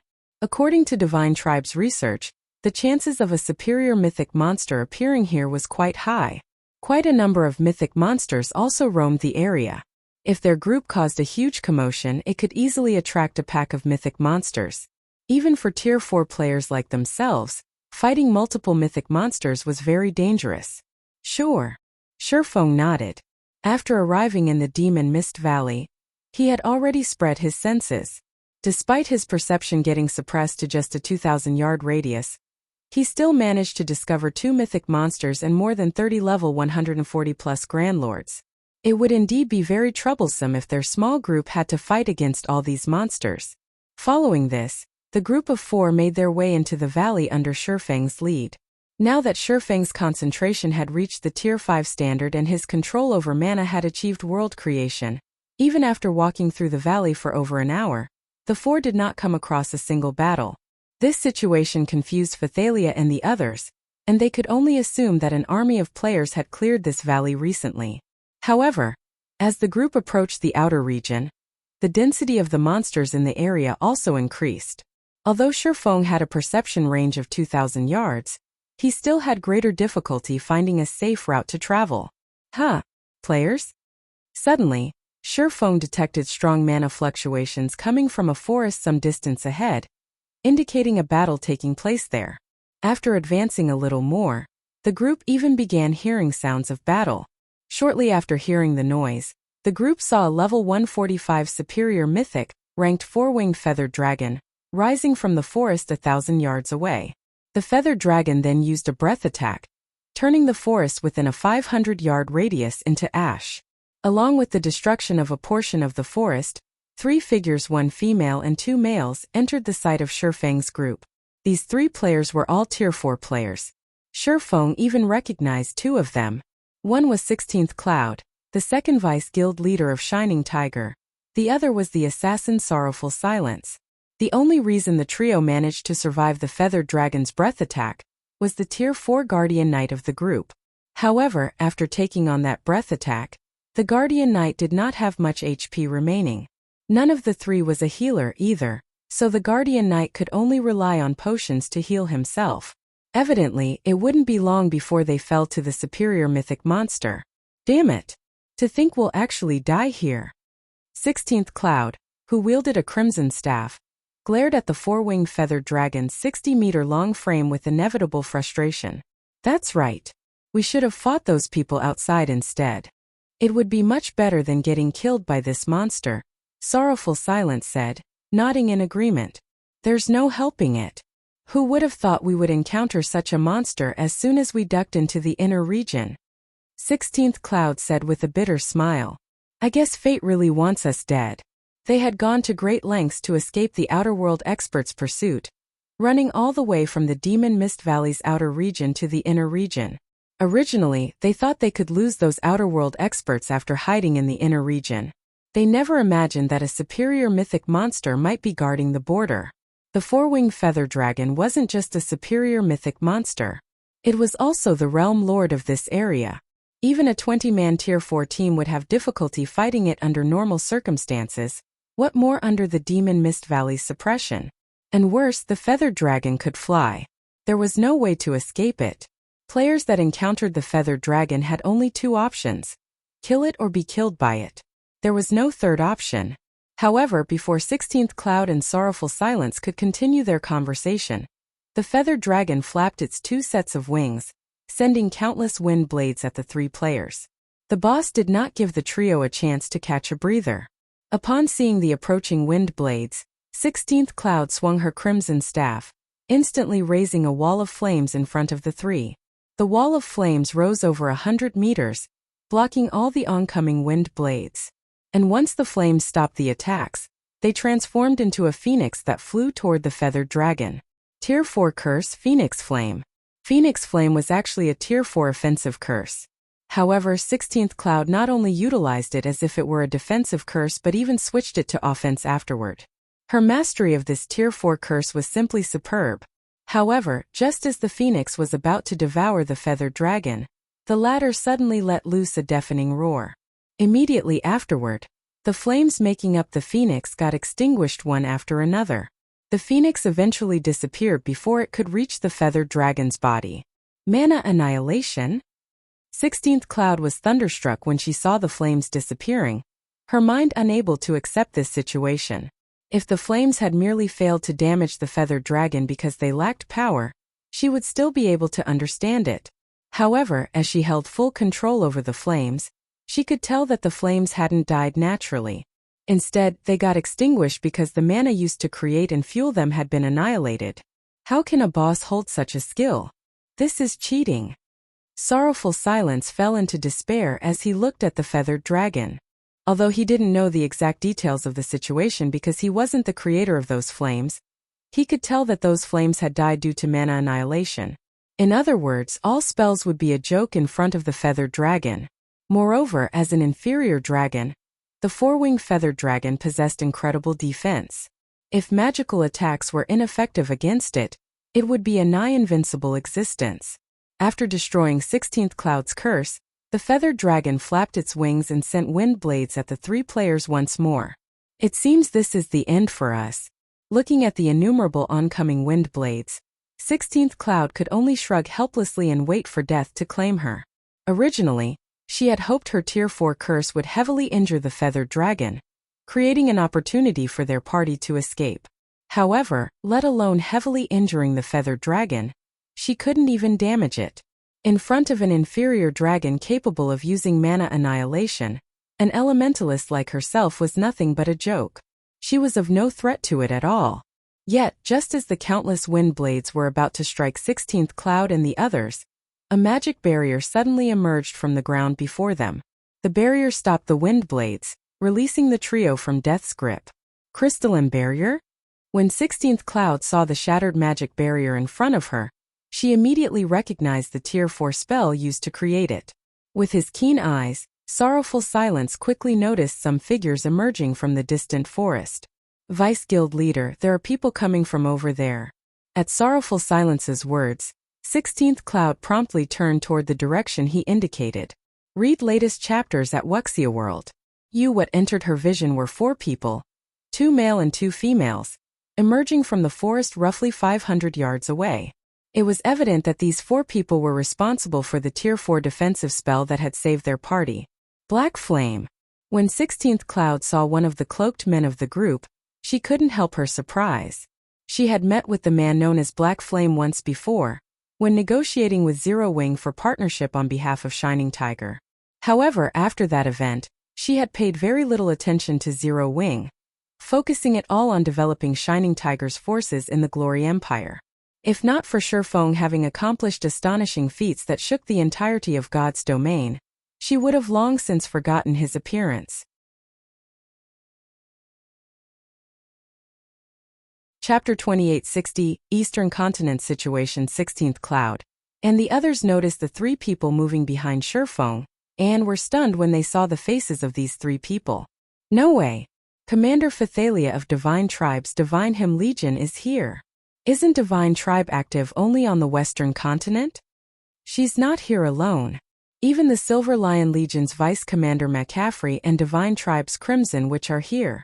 Both of them are Divine Tribe's top combatants. Crimson Witch is probably the one who helped us just now. Why did they come here all of a sudden? Although Divine Tribe wasn't famous on the Eastern Continent, it was very well known on the Western Continent. The guild's development had even skyrocketed recently, and it was now in existence close to rivaling the 5 great super guilds. Naturally, Divine Tribe was many times stronger than a recently established superpower like Shining Tiger. Yet, 3 of Divine Tribe's top combatants were now here. With the ability of these 3 people, they could normally preside over the guild affairs on their own. Having the 3 of them together was akin to Divine Tribe having its trump card legion stroll down the street of a city. Unless Divine Tribe was planning an important operation, such an action would be a complete waste of manpower. However, before 16th Cloud and the others could recover from their surprise, Phythalia and McCaffrey suddenly appeared beside the 4-winged feathered dragon. Phythalia promptly brandished her long sword and bombarded the Realm Lord with a rain of sword lights. As for McCaffrey, he raised his greatsword and stabbed it into the ground. Subsequently, massive greatswords emerged from the ground and stabbed at the airborne feathered dragon. Compared to the Shining Tiger trio, Phythalia and McCaffrey evidently had far superior control over mana. Their ordinary Tier 4 skills nearly rivaled Tier 5 skills in power.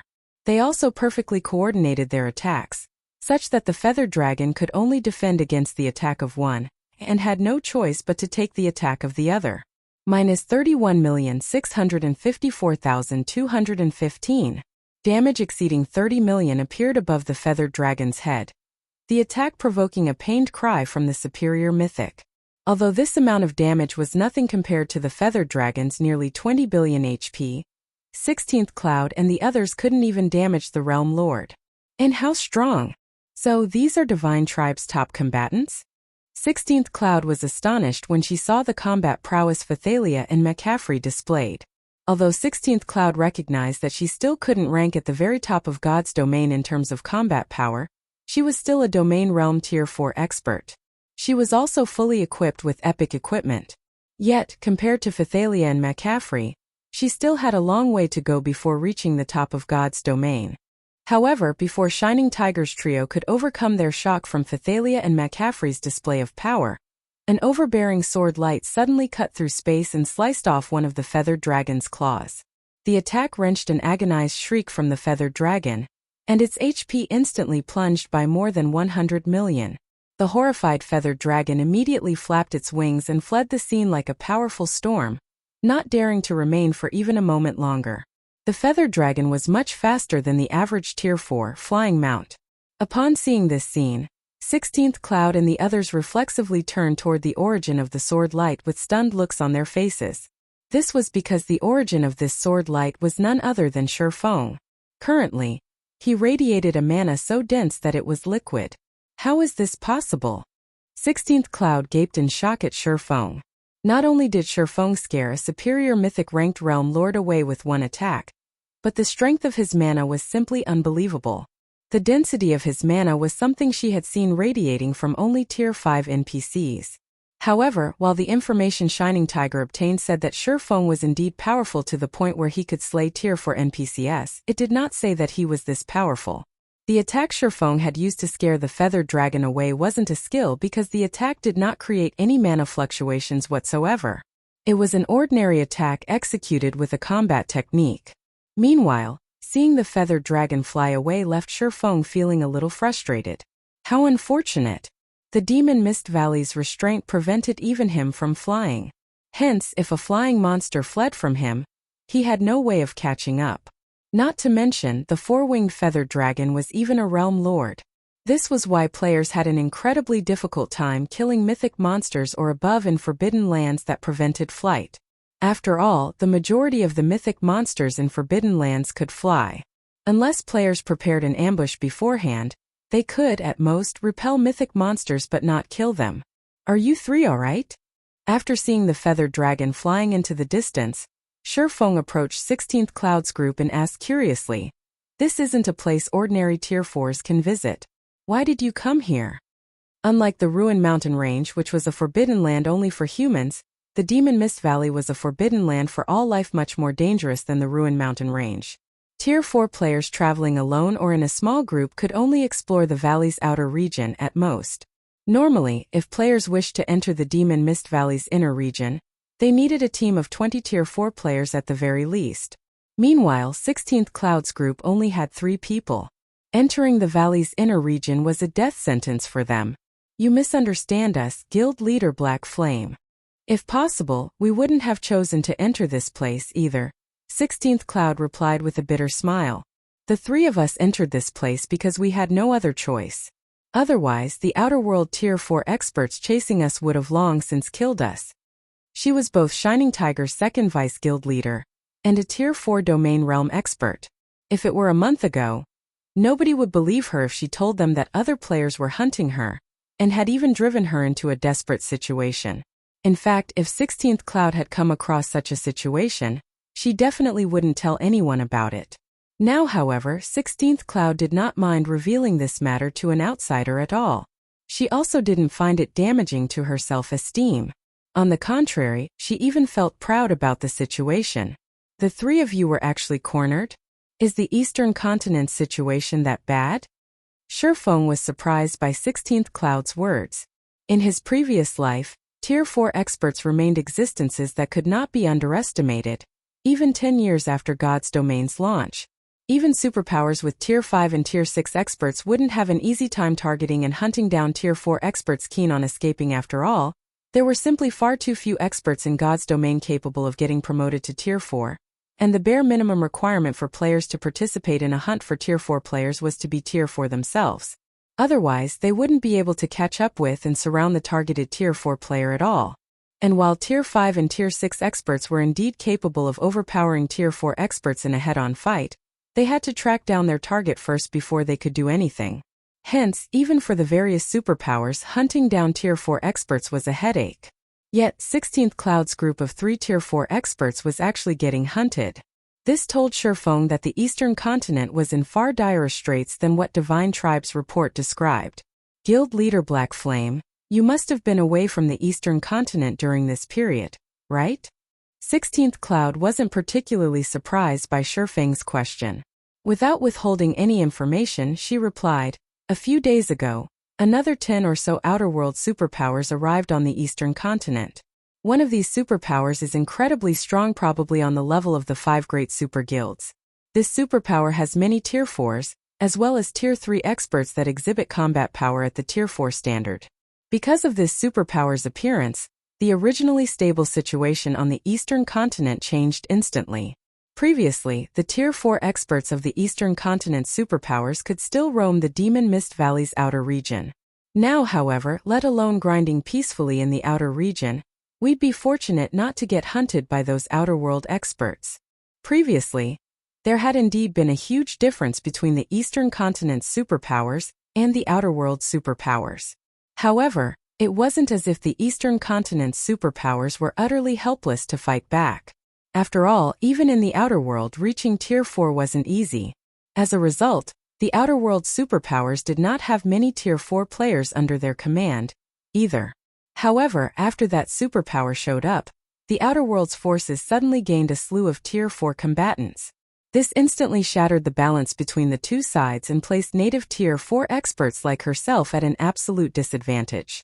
Almost all of the eastern continent's resource-rich maps had already become the backyard of those outer-world players, and trying to level up in these maps was now a monumental challenge for native players. I see. No wonder you ran all the way here. Shifeng finally understood the situation. There were many ways in God's domain to allow tier 3 experts to possess tier 4 combat power. Besides tier 3 mana set equipment, combat arrays were more than capable of doing the job. However, combat arrays were incredibly rare, and producing them was also extremely troublesome. This was especially true when it came to the materials required. Nevertheless, so long as one managed to manufacture combat arrays capable of granting tier 3 players tier 4 combat power, one would be more than capable of dealing with tier 4 players. After all, the precondition for tier 4 players' invulnerability to Zerg tactics was that their opponents were tier 3 combatants or weaker. If a tier 4 player had to go up against a group of tier 4 players, even a tier 4 Apex expert would be pushed to the brink of death very quickly.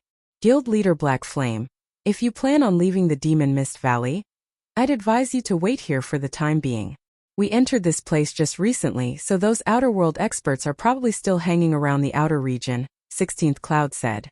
Although those tier 3 experts with tier 4 combat power are strong, their resistance to the foreign energy in the environment is still at the tier 3 standard, so they can't stay in a forbidden land for too long. Judging by Shifeng's reactions, 16th Cloud guessed that the man had not been updated about the eastern continent situation for quite some time now. Although Shifeng was indeed extraordinarily strong and even had 3 powerful experts following him, his group would most likely still face a bitter battle if it had to go up against a large number of tier 4 combatants. If the 4 weren't careful, they might even end up losing their lives. At present, the wisest option would be to wait until those tier 4 combatants had left the Forbidden Land. Thank you for the warning, but that won't be necessary. Shifeng shook his head in response to 16th Cloud's advice. After voicing his gratitude, he promptly led Phythalia and the others out of the inner region. Read latest chapters at Wuxia World.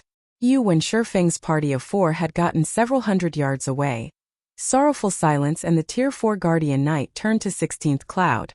What should we do now? Sorrowful Silence asked. Do we wait here? Now that the 4-winged feathered dragon had fled this place, they should be safe for some time. We don't have a choice. Let's follow guild leader Black Flame, 16th Cloud replied, gritting her teeth. It might be impossible to break out of the encirclement with just the 3 of us, but with the strength of guild leader Black Flame's group, we should have a chance. 16th Cloud and the others ran after Shifeng's group.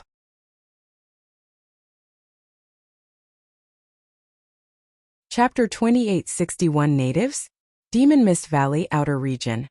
Due to the red mist shrouding the Demon Mist Valley all year round, the Forbidden Land was very humid, abounding with lush vegetation.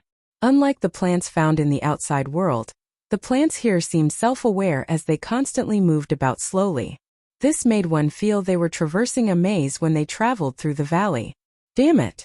Those people sure know how to run. If they just tamely let us kill them, we wouldn't have to suffer so much. A level 143, Tier 4 female swordsman grumbled in dissatisfaction. That might be the case, but we also have to thank these people. A level 143 Tier 4 male berserker standing beside the female swordsman said. If not for these native Tier 4 experts, we wouldn't have an opportunity to earn alliance contribution points. I guess that's true. So long as we gather a few more points, we will be able to stay in the luxury zone where those major powers stay. The female swordsman said, nodding. A hint of anticipation flashing across her eyes, she continued. I heard that the luxury zone even sells drugs that extend one's lifespan. We can also use the extra points we earn to exchange for those drugs. I've heard about them too. Normally, those things are reserved for the upper-class young masters and young ladies. Ordinary people like us have no chance to touch these things, said a middle-aged man who was a level 145 Tier 4 elementalist. Now though, those major powers have no choice but to ask professionals like us for help to take over this backwater world. It's a pity that the natives here are too inferior. Their control over mana, skills, and spells is terribly clumsy. If they were a little better, we would have more targets to hunt and more points to earn. As these Tier 4 players were chatting merrily, a party of players was eyeing them with contempt. These mercenaries really know how to dream. Do they think they can exchange for those life-extending drugs so easily? Jade Leaf commented as she looked at the bragging Tier 4 experts in disdain.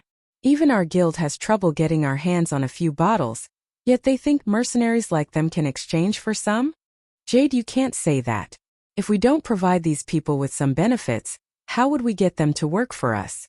Awakened Abyss said, smiling. Moreover, thanks to this operation, we also get to exchange for those precious life-extending drugs without limit this time. This is a rare opportunity from the higher-ups. In the world they lived in, life-extending drugs were incredibly precious items. Even children of major families like themselves had great difficulty getting their hands on a bottle.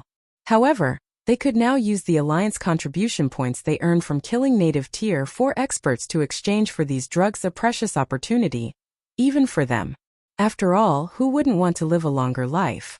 Before Awakened Abyss could continue speaking, a level 144, Tier 4 ranger suddenly approached him in a hurry.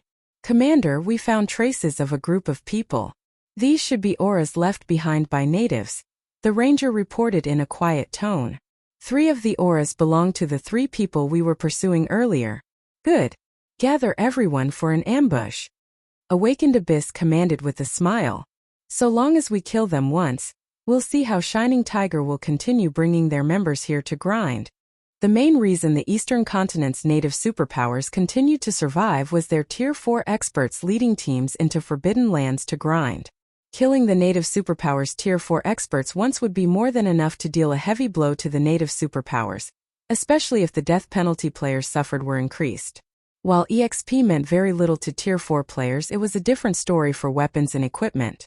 If Tier 4 experts suddenly lost 2 or 3 pieces of their equipment, the native superpowers would definitely suffer heartache. It would also be very challenging for these native Tier 4 experts to recover from their losses. Understood. At Awakened Abyss's command, the ranger promptly contacted the other members of their hunting group to gather at the specified ambush point. In a woodland in the Demon Mist Valley's outer region, if we continue running in this direction for another 4 to 5 hours, we should be able to leave the Demon Mist Valley, 16th Cloud said excitedly as she pointed at a mountain range looming in the distance. The Demon Mist Valley's terrain continuously changed.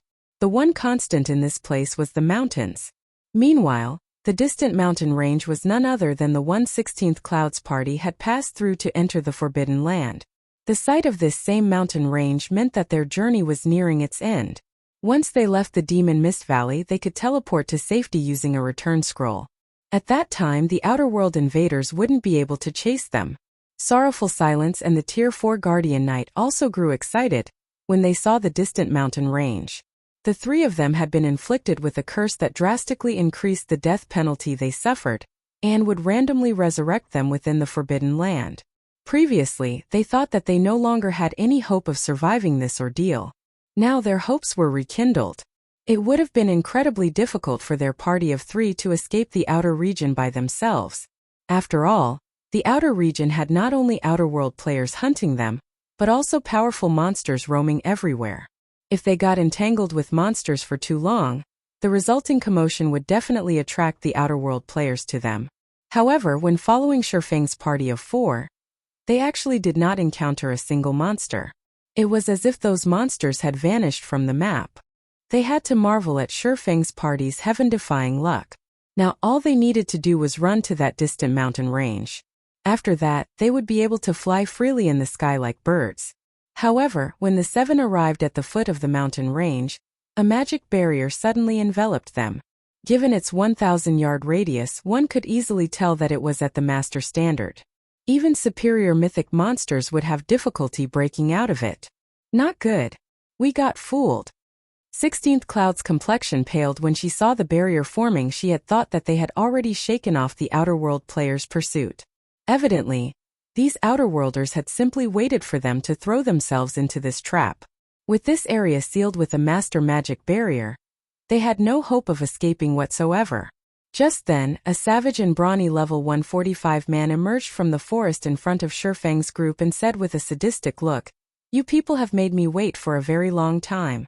Let's see how you get out of this situation now." The last time his hunting group had come across Shining Tiger's party, it should have succeeded in annihilating the trio. However, the instant 16th Cloud noticed the ambush, she had decisively fled with her party before his hunting group could trap them with a barrier. This time, his hunting group had discovered traces of 16th Cloud's party early and managed to discern where the party was heading.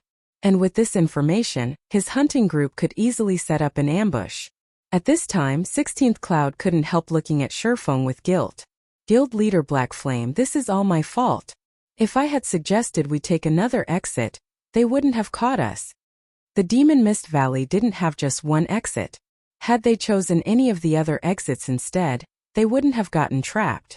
Vice Commander Cloud, you don't need to blame yourself, Shifeng said, shaking his head.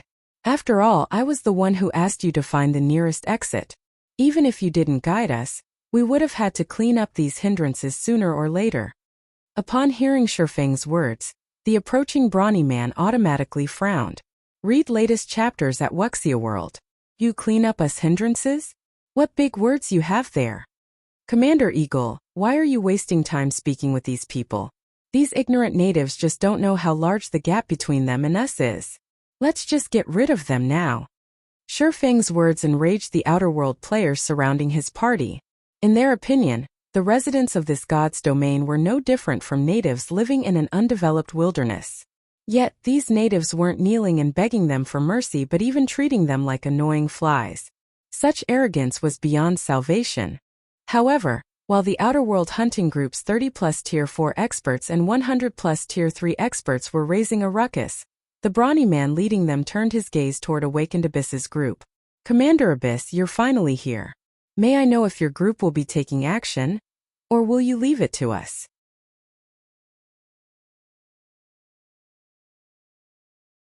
Chapter 2862 Hunter? Or Hunted? Quasi-Eagle's words agitated the Tier 4 experts around him so much that they wished they could charge forward and finish off the 7 native players in front of them immediately. Currently, the Alliance's price for native Tier 4 experts was 300 contribution points per kill. If a curse was used on the kill, they would receive 1,000 points.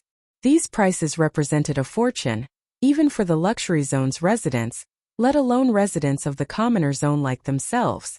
If converted into income, 1,000 Alliance contribution points were equivalent to 10 years of salary for an ordinary person living in the luxury zone. Indeed, the Interstellar Alliance's bounty for native Tier 4s was that high. This demonstrated the Interstellar Alliance's determination in acquiring this god's domain. More importantly, Alliance contribution points could be exchanged for money but not vice versa. Meanwhile, Alliance contribution points could be used to exchange for many items and resources that normally could not be bought with money. Hence, the 7 Tier 4 players in front of them were basically walking treasure troves. Even if they split the points among their group, they would still earn a significant income. However, Awakened Abyss did not respond to Quasi-Eagle's question. Instead, he stared at the group of native players in front of him. More precisely, he was looking at the cloaked man standing at the head of this group. Despite being surrounded by over 100 Tier 4 combatants and suppressed by a master magic array, this cloaked man remained incredibly calm. Guild leader Black Flame, you've really made me search for you.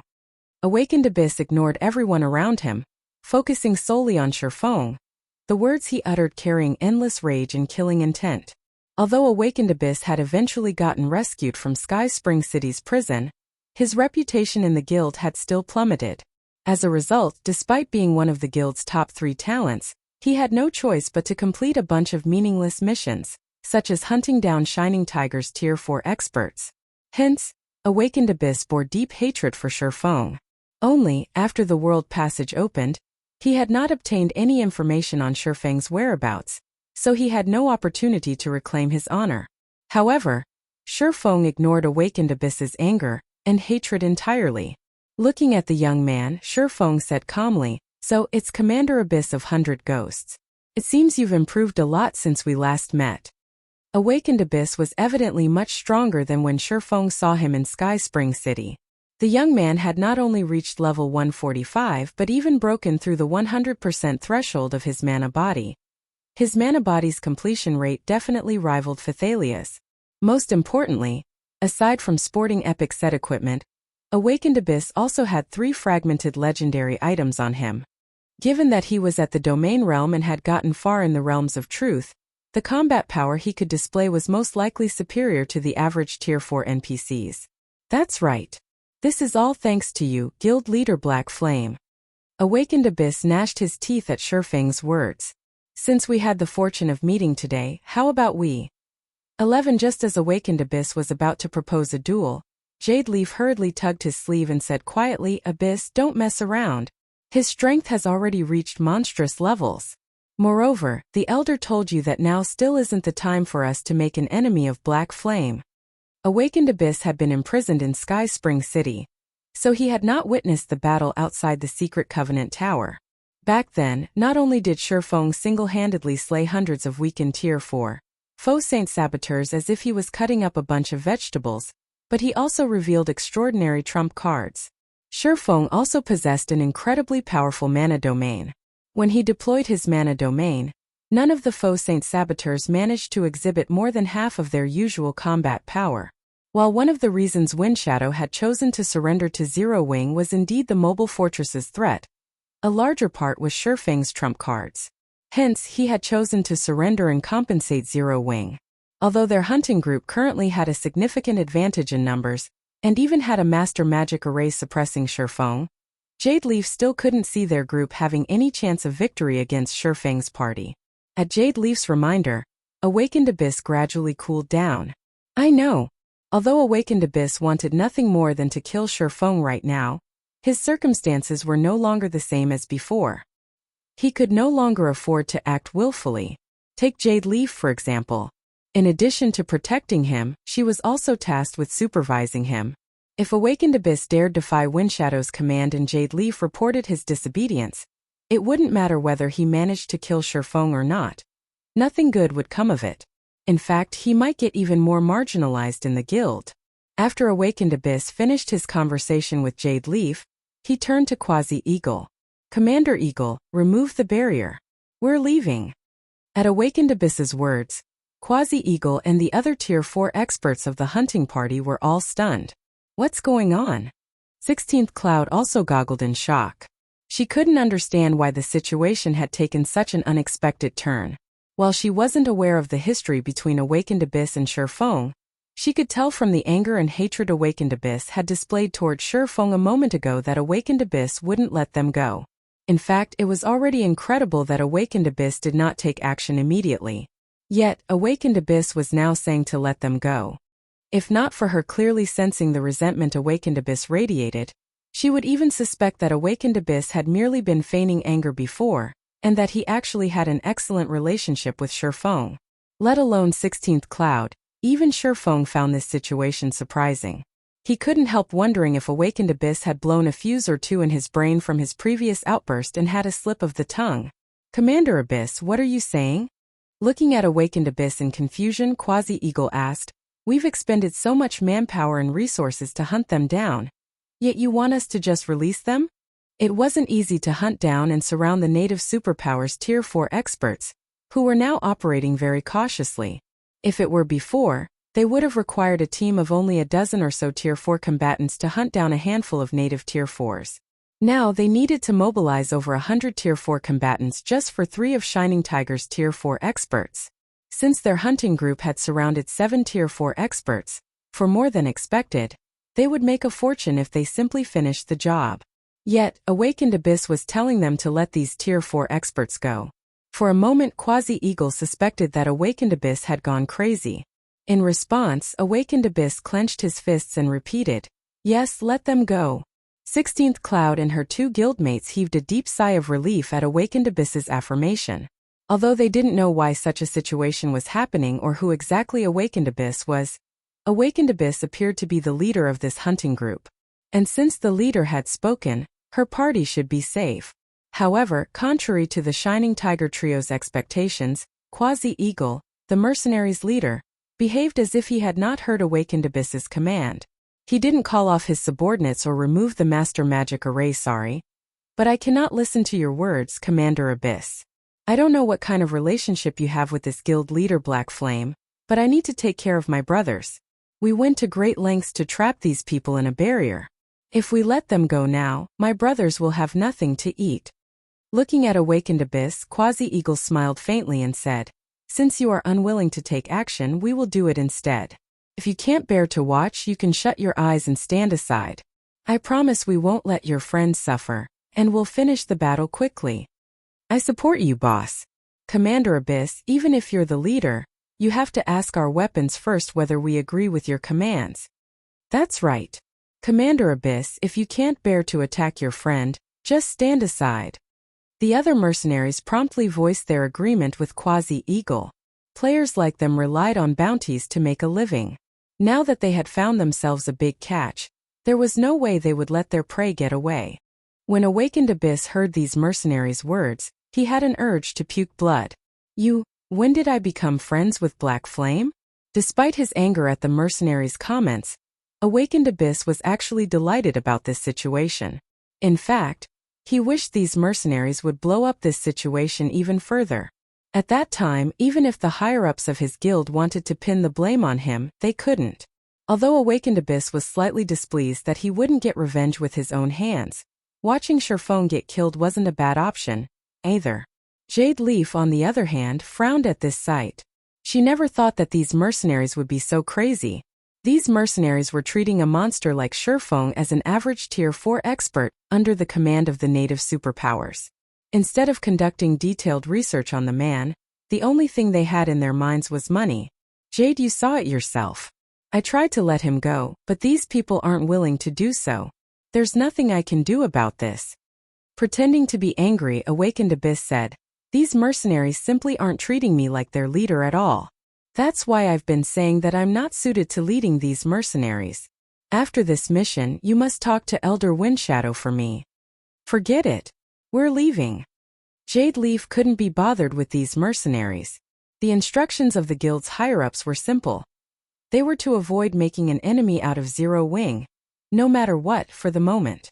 However, since they had no control over these mercenaries, the higher-ups naturally couldn't blame them for negligence if the mercenaries acted on their own.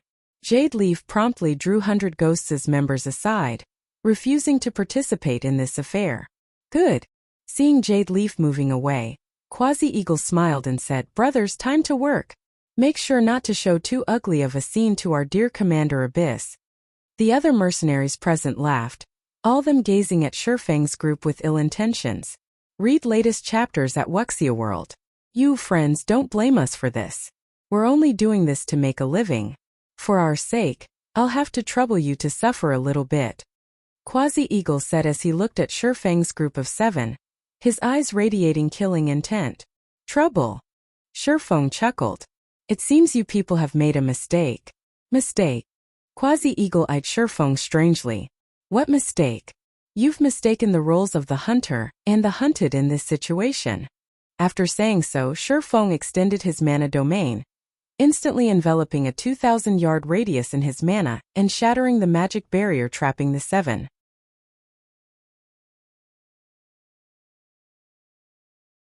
Chapter 2863 Peerless Overlord World Creation. How is this possible? 16th Cloud gaped in shock when she saw the magic barrier disappear, and the pressure weighing down her body vanished. She simply couldn't bring herself to believe this situation. Even acquiring a mana domain was already tough for Tier 4 players. Anyone who managed to do so would become an absolute powerhouse among Tier 4 existences. Meanwhile, world creation was something even Tier 5 existences had difficulty achieving. Anyone who reached the world creation standard could create a small world of their own, which was much more powerful than a barrier created using a magic array. It was akin to a passive large-scale magic barrier.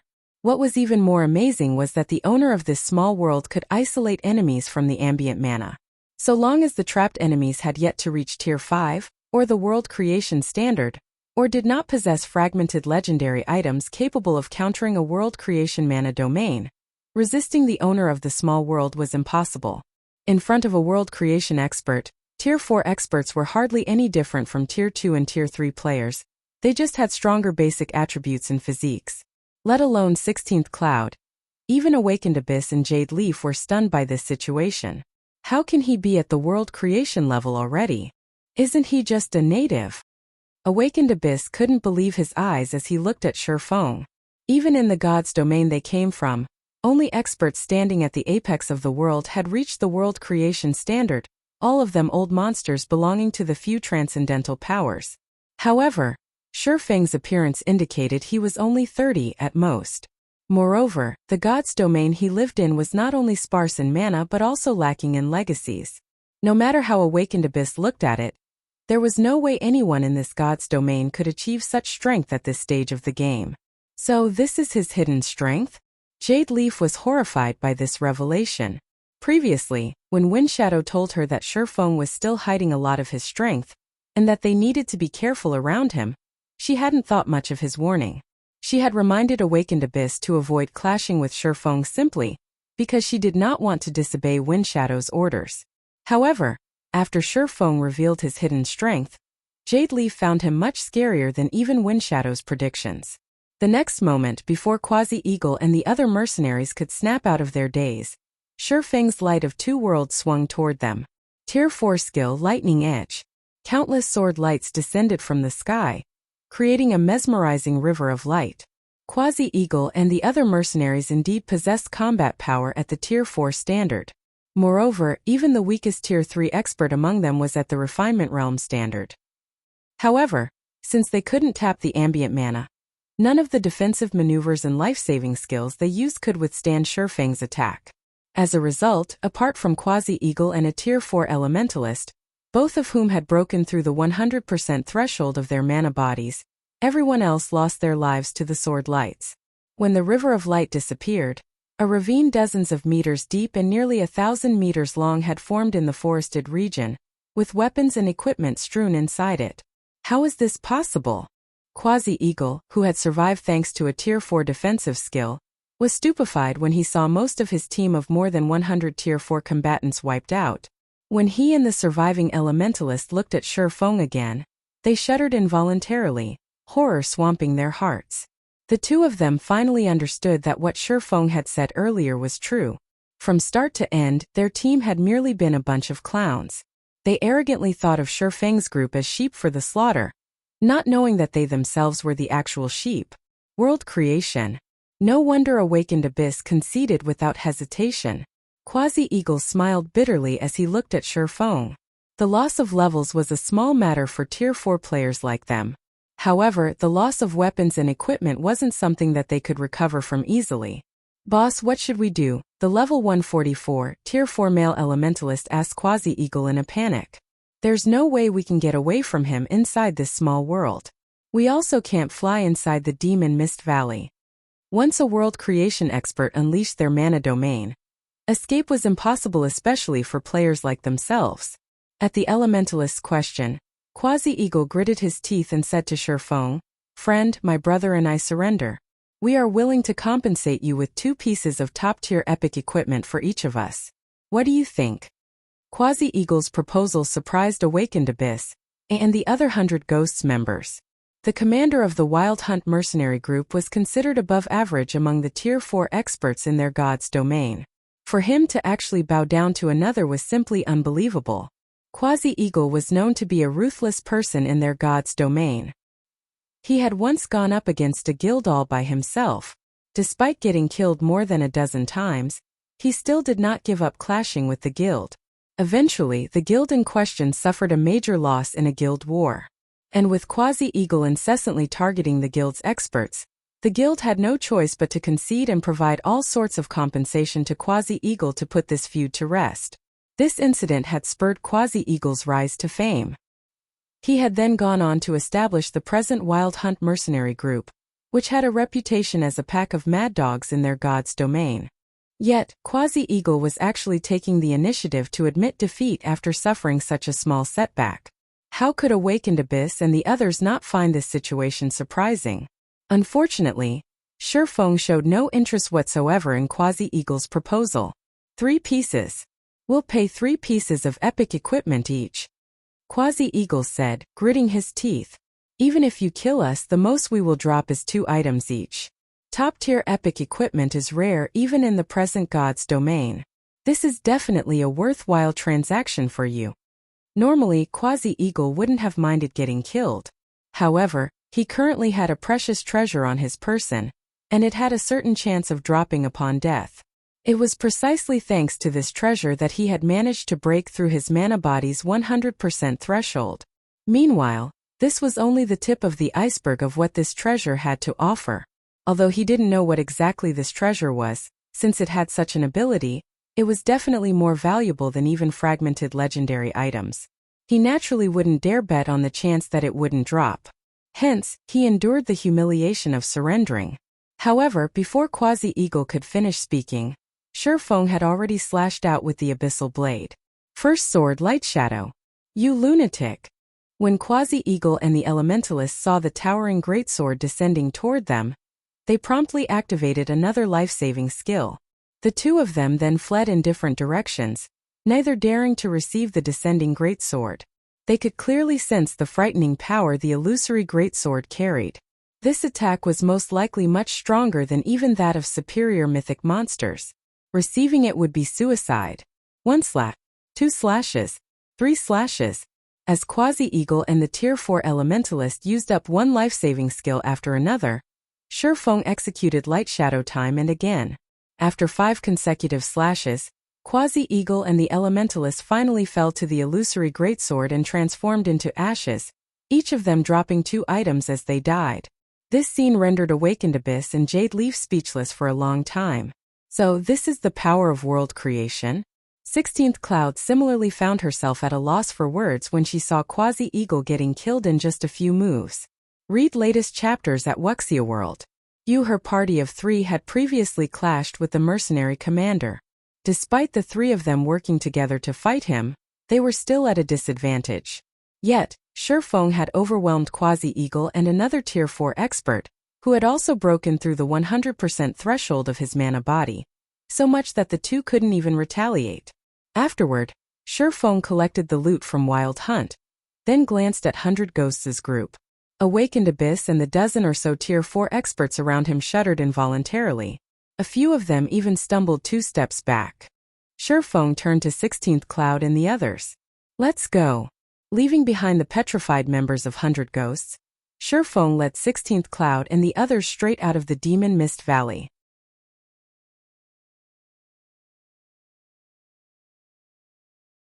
Chapter 2864. Astonishing Zero Wing. He's finally gone. Jade Leaf heaved a deep sigh of relief when Shifeng's group disappeared into the distance. Previously, she thought that Shifeng would take action against them. Although they weren't afraid of getting killed, losing equipment would still impact them to a certain extent. Black Flame. Awakened Abyss glared at the distant sky. Just you wait. I'll get back at you one day. Although Shifeng was indeed powerful, he wasn't an invincible existence. This was especially true in the War of Worlds. Let alone Tier 4 world creation experts, even Tier 5 NPCs were incapable of stopping their invasion. Otherwise, so many kingdoms on the eastern continent wouldn't have fallen so soon after the War of Worlds began. Now, while it might seem like both sides had reached a balance, they were merely accumulating their strength. Moreover, it wouldn't be long before the next large-scale operation began. Abyss, you'd better not mess around. Black Flame is much scarier than we initially expected. If you disrupt the Alliance's plans, even Elder Windshadow won't be able to protect you, Jade Leaf warned.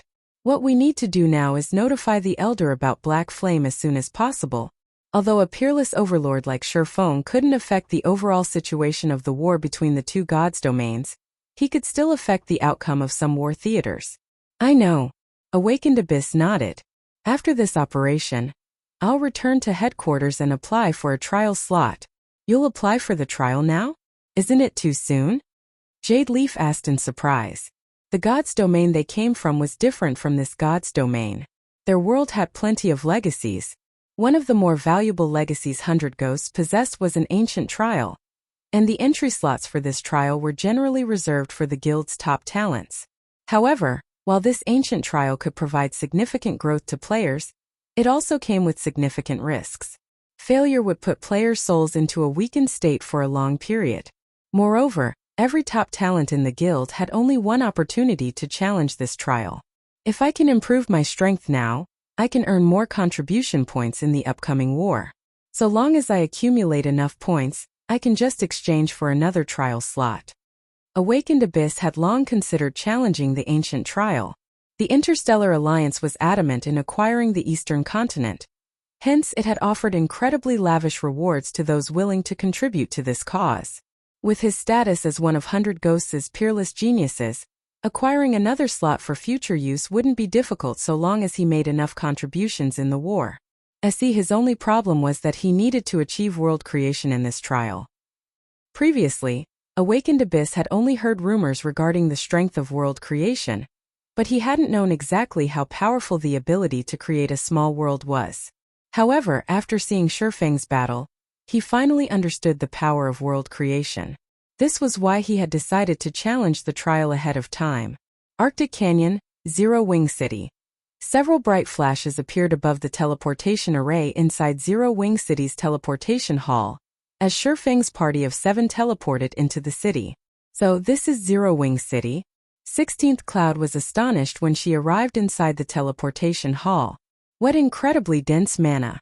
Although she had long since heard rumors that Zero Wing City's mana was extraordinary, she found that the city was even more amazing than the rumors had depicted it to be. Zero Wing City was bustling with people. All sorts of NPC merchants and NPC nobles were walking down the street outside the teleportation hall. She spotted even Tier 4 NPCs wandering the city.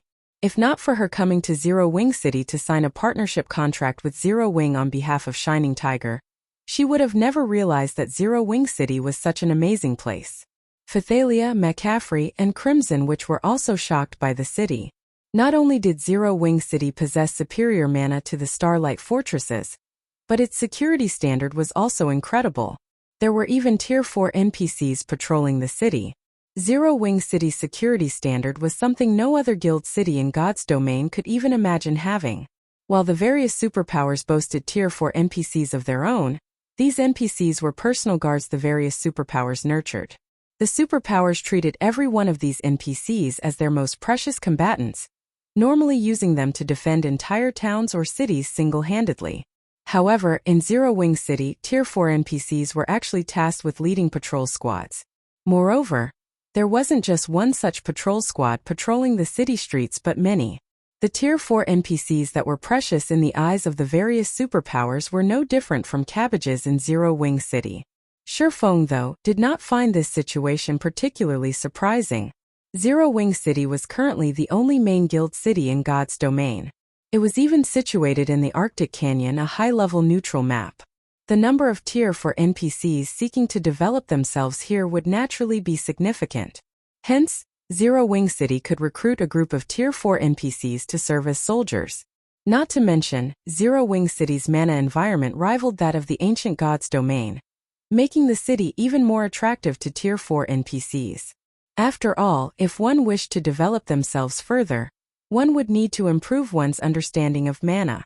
However, Shifeng had to admit that Zero Wing City had truly made significant progress while he was gone.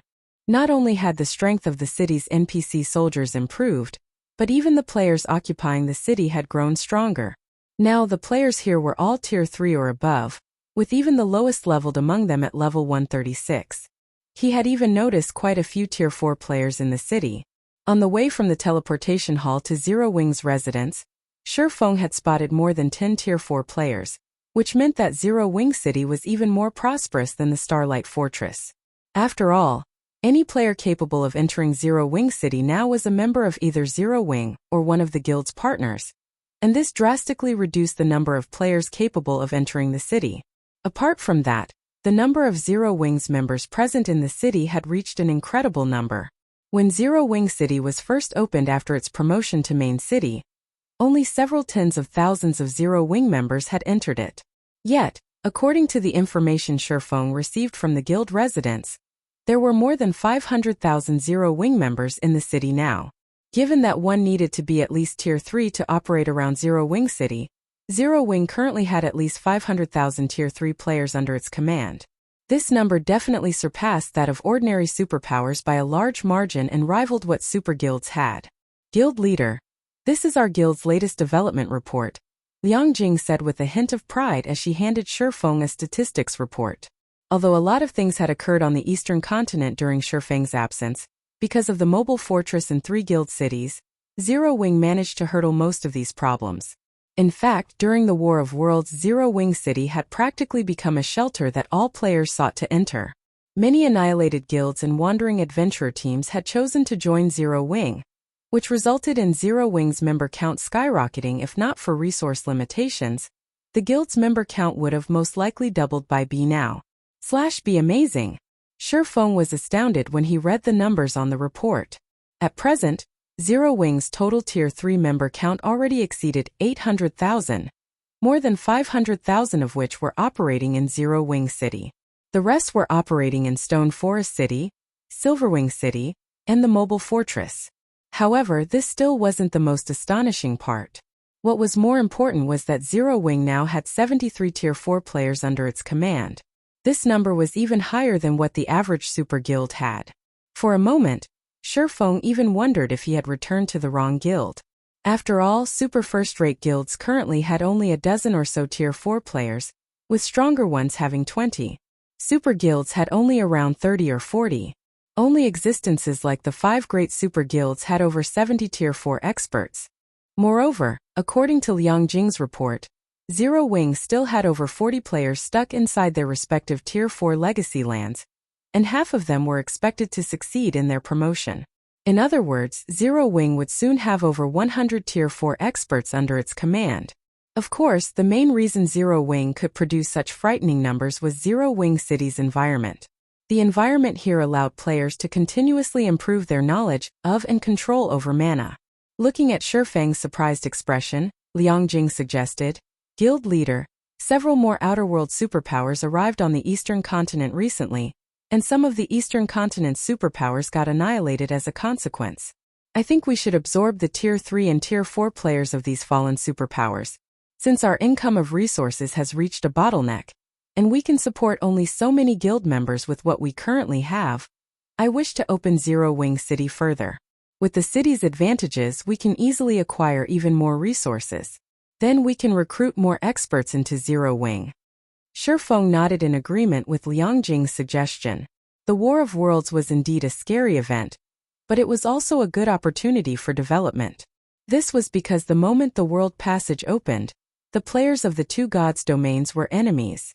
Not only were players from the 2 gods' domains incapable of adding each other as friends, but they couldn't communicate with each other through the system, either. Read latest chapters at Wuxia World.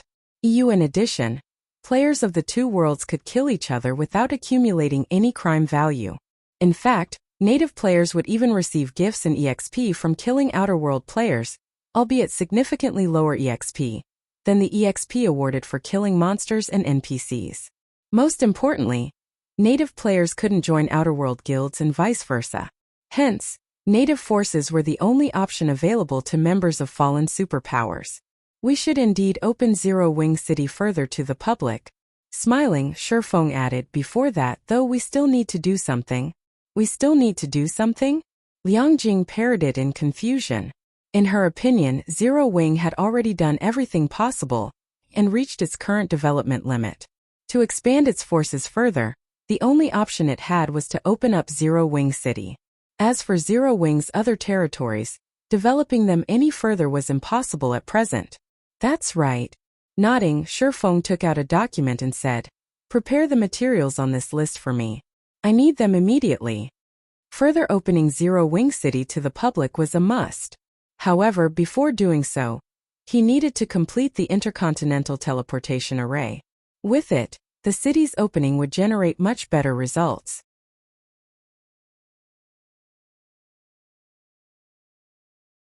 Chapter 2865, Special Loot. After Liang Jing left the room to prepare the listed materials, Shifeng finally had time to sort through the loot from the Outer World players.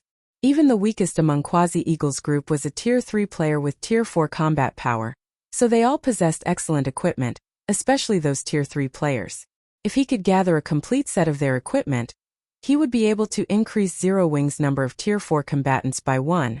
As Shifeng inspected the loot, he couldn't help feeling some awe at the Outer World players' equipment. Every one of those Tier 3 experts was actually geared in Tier 3 mana set equipment. In the current God's domain, a full set could easily sell for over 10,000 gold. However, compared to the Tier 4 experts' loot, the Tier 3 experts' loot was inferior by a large margin. Even the worst item dropped by the Tier 4 Outer World players was level 150 epic equipment. Some of them had even dropped parts of epic set equipment. Judging by the loot, Shifeng could say with certainty that these Tier 4 Outer World players were using full sets of epic set equipment. Even the current Zero Wing didn't have epic set equipment. Setting aside how rare epic set equipment was, even if one found a way to obtain a set, one would still have to expend an incredible amount of time and manpower to acquire the full set. After all, there was no way to gather a full set just by killing one type of boss monster. One would have to kill multiple types of bosses. Moreover, these bosses were not guaranteed to drop the equipment one desired. In other words, if one didn't kill a large number and variety of bosses, gathering a complete set of epic set equipment would be impossible. Meanwhile, killing a bunch of level 150 mythic rank bosses was a task that required a large number of Tier 4 players. Of course, one part of an epic set equipment from the Outer World players didn't prove anything. However, Shifeng didn't have just one part but 5. Moreover, this was merely the loot he got from killing Tier 4 experts of an Outer World mercenary group. He could easily imagine how excellent the equipment of the Outer World superpowers Tier 4 experts was and how many Tier 4 experts these superpowers possessed. Otherwise, it would be impossible for a measly mercenary group to gather so much epic set equipment. No wonder the Eastern Continent's superpowers are powerless to retaliate. In terms of equipment standards alone, they are already behind by more than half a year. Not to mention, there is also the massive difference in the number of Tier 4 experts. Shifeng's head ached as he looked at the items before him. Originally, he thought that the difference between Earth's God's domain and the interstellar continent's God's domain lay only in the number of Tier 4 experts and combat techniques they possessed. Now, he found that there was a massive gap even in weapons and equipment. He had to admit that the threat level of the Outer World's players and forces exceeded his expectations. After all, even now, Zero Wing could manufacture only individual pieces of epic equipment. Moreover, the production volume was incredibly low since only a handful of players could make them. And worse, according to the statistics report regarding Zero Wing's Tier 4 members, less than 30% of them were currently equipped with 5 or more pieces of level 150 epic equipment. The rest had only 3 or so pieces of level 150 epic equipment on average. As for epic set equipment, dream on. Zero Wing's Tier 4 experts had that many pieces of level 150 epic equipment mainly because of the Arctic Canyon. In addition, Yinya and Cleansing Whistle had returned from the Ancient Gods domain with a large number of level 150 epic equipment. If not for these factors, Zero Wing's Tier 4 experts would be even more poorly equipped right now. However, it wasn't exactly accurate to describe Zero Wing's Tier 4 experts as poorly equipped. At the very least, they were much better equipped than the native superpowers Tier 4 experts. They were only inferior when compared to the Outer World's Tier 4 experts. It seems I'll have to start acquiring some top-tier epic weapons and equipment once I finish setting up the Intercontinental Teleportation Array. Otherwise, even if we have enough Tier 4 experts, we still won't be able to go up against the Outer World superpowers. While it was indeed important for one to acquire legacy guidances and improve one's control over mana after reaching Tier 4, that didn't mean one could just ignore one's weapons and equipment. After all, there was at least a 20% difference in basic attributes between a full set of disparate epic equipment and a full set of epic set equipment. This difference would become even more significant with amplification by skills and mana control. After Shifeng finished inspecting the weapons and equipment dropped, he set his sights on a shabby, crystalline statue. When he inspected the statue, though, he was stunned. An eternal item? No matter how he looked at the crystalline statue, it appeared ordinary. Yet, when he tried inspecting it, he actually failed to get any information. All he got was a bunch of unknowns. Moreover, when he carefully spread his senses around the statue, he felt an urge to devour this statue. Just like when he received the World Stone from Phoenix Rain. Immediately, Shifeng activated Omniscient Eyes to identify the statue. Due to his mana body having reached the 120% threshold, Omniscient Eyes took less than 30 seconds to finish the appraisal. Origin Statue, Eternal Item, Effect 1. Guides the Principle of All Things. Effect 2. Indestructible Object. Guides the Principle of All Things. Shifeng was momentarily confused by the item description. The World Stone's description stated that it could stabilize the principle of all things. It had allowed him to log in and out of the game freely while in the Ancient God's domain. However, what did the system mean by guiding the principle of all things? Just as Shifeng was wondering about the origin statue's function, Liang Jing contacted him. Guild leader, I've prepared the materials you asked for. I can have them delivered to the teleportation hall now. Okay, I'll head over right away. At Liang Jing's report, Shifeng stopped studying the origin statue in his hand. After casually storing it in his bag, he hurried to the teleportation hall to strengthen the existing teleportation array. Only with the modification could the teleportation array manipulate enough mana to connect with the Western Continent spatial node and form a stable teleportation channel. And once a stable channel was established, easy travel between the two continents would become possible. He would no longer have to trouble himself with searching for unreliable ancient teleportation arrays. Zero Wing City Battle Arena. The battle arena covered an area of several sports stadiums. Presently, the establishment was crowded with players, and even Tier 4 players were waiting in line to reserve a combat room. The liveliness here was even more exaggerated than the auction houses of imperial capitals. Looking at McCaffrey and Crimson who had just exited a combat room, Phythalia asked curiously, Afray, what do you think of the combat room's effects? Initially, they had visited the Eastern Continent to assist Zero Wing and deepen the relationship between Divine Tribe and Zero Wing. However, after experiencing Zero Wing City's mana, they couldn't suppress their curiosity about the effects of training in such an environment. Hence, they came to this place to sate their curiosity. After all, the battle arena was the only place in Zero Wing City that allowed players to do combat. How should I put it? After pondering for a moment and mentally sorting his words, McCaffrey said, if the Starlight Fortress's training efficiency is a 10, then this place is above 30. Isn't that too much of an exaggeration?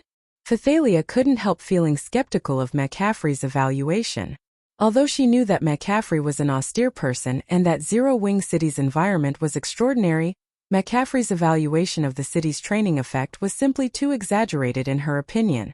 For players of their caliber, the quality of their training environment would need to be significantly better for them to see any improvements to their training efficiency. Hence, no matter how excellent Zero Wing City's environment was, she couldn't bring herself to believe that someone like McCaffrey would see his training efficiency triple. No, it's not an exaggeration. Commander Phythalia, although the mana here isn't misty, when you start manipulating the ambient mana, you'll discover that its density is actually much greater than the mana mist you find in the outside world. Crimson insisted earnestly. If you fight against an expert of the same caliber in this environment, the insights you can get are on a completely different level. This is especially true for your control over mana. I really don't know how Zero Wing accomplished this. They actually managed to let a guild city have such dense mana. You can even view the operating principles of mana with such high clarity. She's right. If I can train here, I'm confident I can further improve my mana body in less than 10 days, McCaffrey said, nodding. He then looked enviously at the Zero Wing members in the building. The Divine Tribe trio had the fortune of visiting Zero Wing City, only because they had followed Shurfeng to the eastern continent. If not for Shurfeng granting them access, they wouldn't have been able to enter the city. They also wouldn't have realized how astonishing the city's environment was. Meanwhile, Zero Wing's members could actually enjoy the environment here every day. How could he not envy them? At his current standard, increasing his mana body's completion rate by even 1% was incredibly challenging. Yet, in Zero Wing City, he saw the chance to improve his mana body rapidly. A glimmer appeared in Crimson Witch's eyes as she insisted, "Commander Phythalia, we must recommend establishing a temporary residence in Zero Wing City to the Grand Elders and Guild Leader once we return. It doesn't matter even if we have to pay a significant price. The short-term effects might not be obvious, but the long-term benefits for the guild are absolutely unimaginable. Surpassing the 5 great super guilds might even become possible." Phythalia smiled wryly at Crimson Witch's strong recommendation. "I want to, but once the Intercontinental Teleportation Array is activated, I'm afraid it'll become difficult for Divine Tribe to secure a temporary residence. Once Zero Wing's Intercontinental Teleportation Array began operating, so long as the 2 continent superpowers were not stupid, they would understand just how valuable Zero Wing City was. Not to mention the extraordinary mana environment in this place. She could easily imagine how many superpowers would seek to garrison Zero Wing City at that time. No, you can't say that, Commander Phythalia." Looking at Phythalia, McCaffrey suddenly smiled and said, "I heard that Black Flame lives in Yuantian City's upper zone. With your family's influence and connections, if you personally paid him a visit, wouldn't he agree to a partnership immediately? Read latest chapters at Wuxia World." Phythalia was a potential successor of a powerful family based in the upper zone. Her beauty and figure in the real world were also at the level of toppling nations. If she personally visited someone in the upper zone and sincerely proposed a partnership, hardly anyone in the upper zone would refuse her. Upon hearing McCaffrey's suggestion, Crimson Witch nodded in agreement.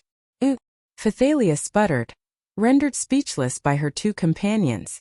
However, before Phythalia could say anything more, a sudden commotion came from outside the battle arena. Then, the mana in the city grew violent and irritable. When Phythalia and her companions walked out of the lobby, they promptly noticed a tower of light rising from the teleportation hall's direction.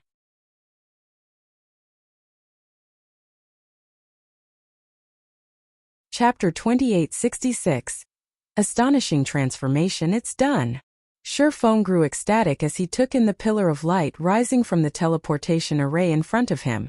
Previously, he had indeed been certain that he could strengthen the teleportation array until it could handle enough mana to support a teleportation channel connecting the 2 continents. However, when he began working, he started to have doubts. After all, the teleportation channel had to span not only the distance between the 2 continents, but also the distance between the western continent's edge and the Starlight Fortress, which was nowhere near the ocean.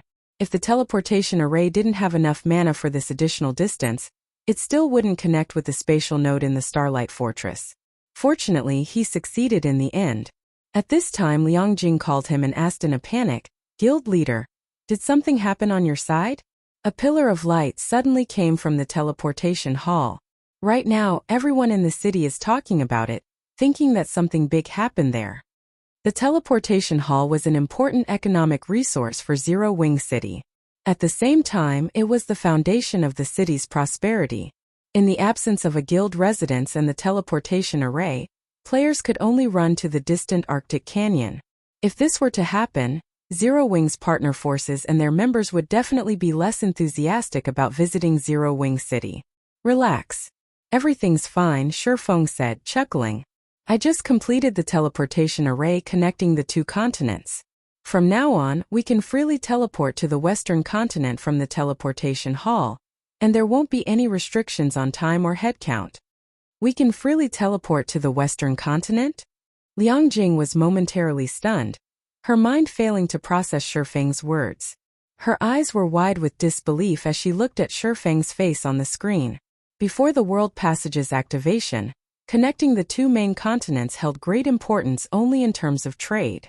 However, after the World Passage opened, battlefields appeared all over the Eastern continent, and massacres became common out in the wild. Due to the chaos and constant threats, many of the Eastern continent's powers and players sought to develop on the Western continent. Unfortunately, there was a limited number of ancient teleportation arrays on the Eastern continent. Even among the superpowers, very few could travel between the two continents. Moreover, even these few superpowers could transport only a small number of elites at a time. Now Shifeng was telling her that Zero Wing City's teleportation hall could facilitate travel to the Western continent without any restrictions. How could she possibly believe this? If news of this matter were to get out, a tsunami of players would flood Zero Wing City within a day. This function would overturn the situation on the Eastern continent. It was game-changing. Yes, didn't you propose to open Zero Wing further? Smiling, Shifeng said, now that the Intercontinental teleportation array is completed, you can announce to the public that Zero Wing City will be fully open to the public starting today. Our partner and subordinate forces will enjoy a 70% discount on all teleportations. Originally, he had not intended to fully open Zero Wing City so soon. However, the city's development was astonishing, hitting a bottleneck already. To further spread Zero Wing's influence, he could only fully open Zero Wing City to the public. In this way, Zero Wing could attract an ocean of wealth and resources to Zero Wing City, as well as more expert players to the guild. Fully open the city? Guild leader, isn't this a little too soon? Liang Jing panicked at Shifeng's words. Zero Wing City's present environment and security standards are already enough to drive many players and superpowers wild.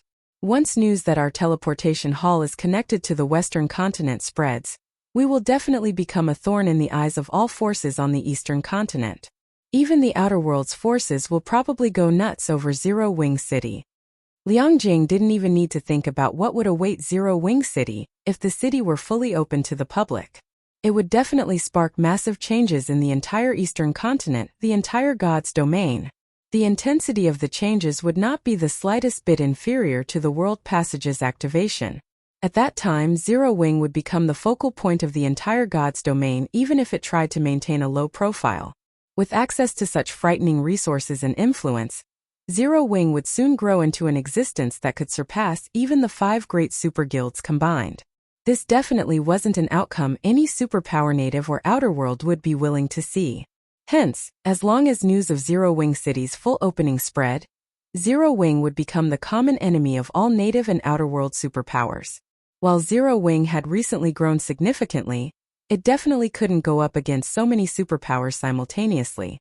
Not to mention, the outer world superpowers were existences that had successfully destroyed more than a dozen kingdoms. Moreover, the number of Tier 4 NPCs a kingdom commanded far exceeded Zero Wing's number of Tier 4 experts.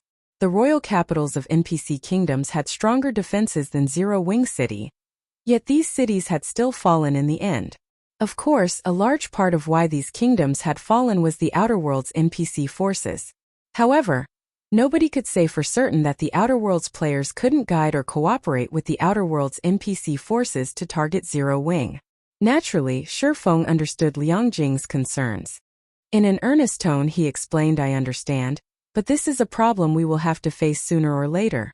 Thus we should strike while the iron is hot and strengthen Zero Wing in one fell swoop. If we succeed, we'll have a much better chance at contending with the native and outer world superpowers. Previously, 16th Cloud had provided him with plenty of information regarding the outer world's various forces. Hence, he understood that the main reason the Eastern continent had yet to fall completely was that only a small portion of the outer world's superpowers and NPC forces had crossed the World Passage. However, as more time passed, more outer world NPC and player forces were bound to arrive on the Eastern continent. Eventually, Zero Wing would have to go up against these outer world forces. To put it simply, Zero Wing wasn't in a race against the various forces but against time. Under these circumstances, the guild would naturally be better off developing as quickly as possible. Rather than acquiring small amounts of resources and developing slowly in secret, Zero Wing would be better off going big and developing rapidly, while the outer world's forces were still settling down in the eastern continent. Not to mention, Zero Wing currently had a lot of partner forces already. With these partners, it wouldn't necessarily be impossible for Zero Wing to go up against the native and outer world superpowers that had yet to develop themselves adequately. Liang Jing was momentarily at a loss for words. In her opinion, Shi Feng's decision was simply absurd. However, she didn't have a better suggestion. Relax. I know what I'm doing, Shi Feng consoled when he saw Liang Jing's hesitancy. Just get everything prepared on your side. Also, notify Melancholic and Yulan about this. I'm afraid you three will be very busy in the future. Liang Jing had no choice but to nod helplessly. Read latest chapters at Wuxia World. Yu Shifeng had always acted more like a figurehead than an actual guild leader. Although he had laid a massive foundation for the guild, he would leave the guild's daily maintenance and operation to others. Naturally, Liang Jing felt incredibly frustrated by this situation, and she frequently wished she could curse him to his face. Deep down, however, she still felt happy and excited for some inexplicable reason. After disconnecting the call, Liang Jing promptly began making the necessary preparations, while Shi Feng headed to Zero Wing City's City Lord's Mansion. City Lord's Mansion, second underground floor, statue room. At this time, apart from Shi Feng, everybody else had been told to leave the room. Shi Feng had also temporarily removed the entry rights for core members and ordered the 2 Tier 4 fine gold guards outside to prevent anyone from approaching the room. Now that my concentration is at Tier 5, and my understanding of and control over mana have reached their limits, it's about time I tried breaking through to Tier 5. Looking at the ancient beast sculpture in front of him, Shi Feng began constructing an entirely new mana body.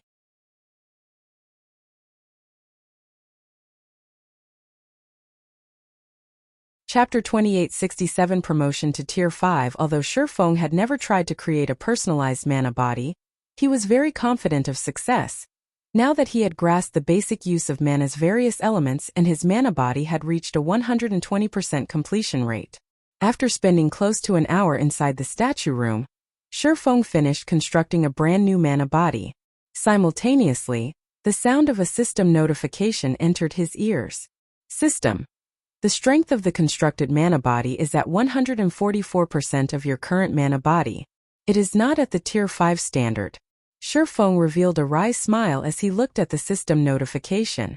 Sure enough, constructing a Tier 5 mana body isn't easy. In his opinion, the new mana body he constructed was perfect. He had thoroughly implemented the basic properties of the various elements of mana into his mana body. He had even built an elemental magic array for each element, making it much easier to manipulate the ambient mana. Hence, he never thought that the strength of the new mana body would be at only 144% of his current mana body. From what he heard in his previous life, the requirement for the constructed Tier 5 mana body would depend on the rank of the player's existing mana body. The higher the rank, the lower the requirement. Take the gold mana body for example. One would need to construct a mana body that was at least 300% stronger to meet the Tier 5 mana body standard. On the other hand, a bronze mana body's owner would need to reach 500% to get promoted to Tier 5. This was why expert players needed to secure the best mana body possible at Tier 3. This decision didn't just relate to the strength of one's mana. It also served as a massive hurdle to reaching Tier 5. If I didn't meet the requirement even with 144%, it seems I'll need to reach at least 200% to get promoted to Tier 5 with an epic mana body. After pondering for a moment, Shi Feng took out the Sword Saint's legacy he had obtained in the Ancient God's domain. He then began accepting the legacy guidance in silence. The mana body he constructed just now was already the limit of his current abilities. In his opinion, there were 3 possible reasons behind his failure to meet the requirements. The first was that his control over mana was insufficient. The second was that his understanding of mana was insufficient. The third was that his understanding of mana bodies was insufficient. Shi Feng felt that his control over and understanding of mana had already reached the limits of Tier 4. It should be impossible to improve on them any further.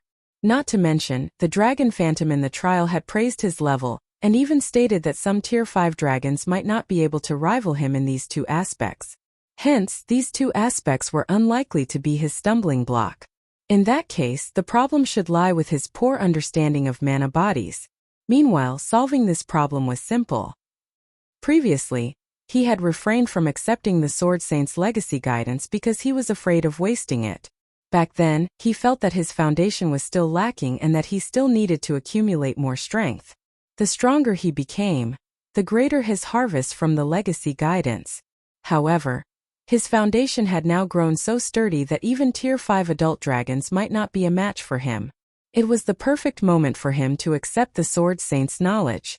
Following this, time passed rapidly inside the statue room. A flood of information kept pouring into Shifeng's mind. The more information he browsed through, the brighter his eyes became. Thanks to this information, many of his questions had gotten answered. He also grew increasingly mesmerized by the Sword Saint's knowledge.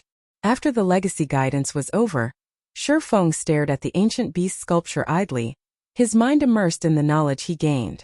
While Shifeng quietly processed the Sword Saint's legacy guidance, a commotion raged in Zero Wing's guild cities. Just a moment ago, Zero Wing had announced that it would open Zero Wing City to the public. All players could teleport to Zero Wing City via Sky Spring City and enter it from the Arctic Canyon. Everyone who received this piece of news found it to be unbelievable. Awesome! This is great. I heard that you could raise your training efficiency by several times inside Zero Wing City. I never thought that Zero Wing would open such an amazing place to the public. That's not all of it. Did you see the levels of Zero Wing's members? Not that long ago, I was at roughly the same level as their Tier 3 members. Now they're at least 3 levels above me. The grinding speed in the Arctic Canyon is simply ridiculous. Nowadays, no player on the Eastern Continent was unaware of Zero Wing City's existence. However, as Zero Wing had reserved the city for its exclusive use, everyone not affiliated with the guild could only watch and envy from the sidelines. Even the various superpowers were helpless against Zero Wing City. Now that Zero Wing City is open to the public, how could they not feel excited? Less than half an hour after Zero Wing's announcement, practically every native player and player force on the Eastern Continent had found out about it. Firewing Empire, Secret Pavilion's headquarters. As the most well-informed transcendental organization in God's domain, the Secret Pavilion was one of the first guilds to learn of Zero Wing City's public opening. It had even found out detailed information, such as Zero Wing City's entrance fee pricing and current player population. Uncle Yuan, it seems Zero Wing finally plans on giving its all. Purple Jade smiled as she read the detailed report in her hands. Looking at Yuan Tiexin, she said, "This development will probably make the Eastern Continent's superpowers pretty anxious." At this time, Purple Jade's aura had already undergone a massive transformation. Not only did she give off an otherworldly vibe, but she also exuded an indescribable feeling of sharpness. She was now a level 153 Tier 4 Sword Emperor. The mana she radiated even appeared somewhat misty. If Shifeng were to see her now, he would be surprised. Zero Wing's development has reached a bottleneck. If the War of Worlds did not take place, it might have been able to continue developing quietly for some time. While sorting through the reports spread across his desk, Yuan Tiexin was slightly surprised when reading the news on Zero Wing.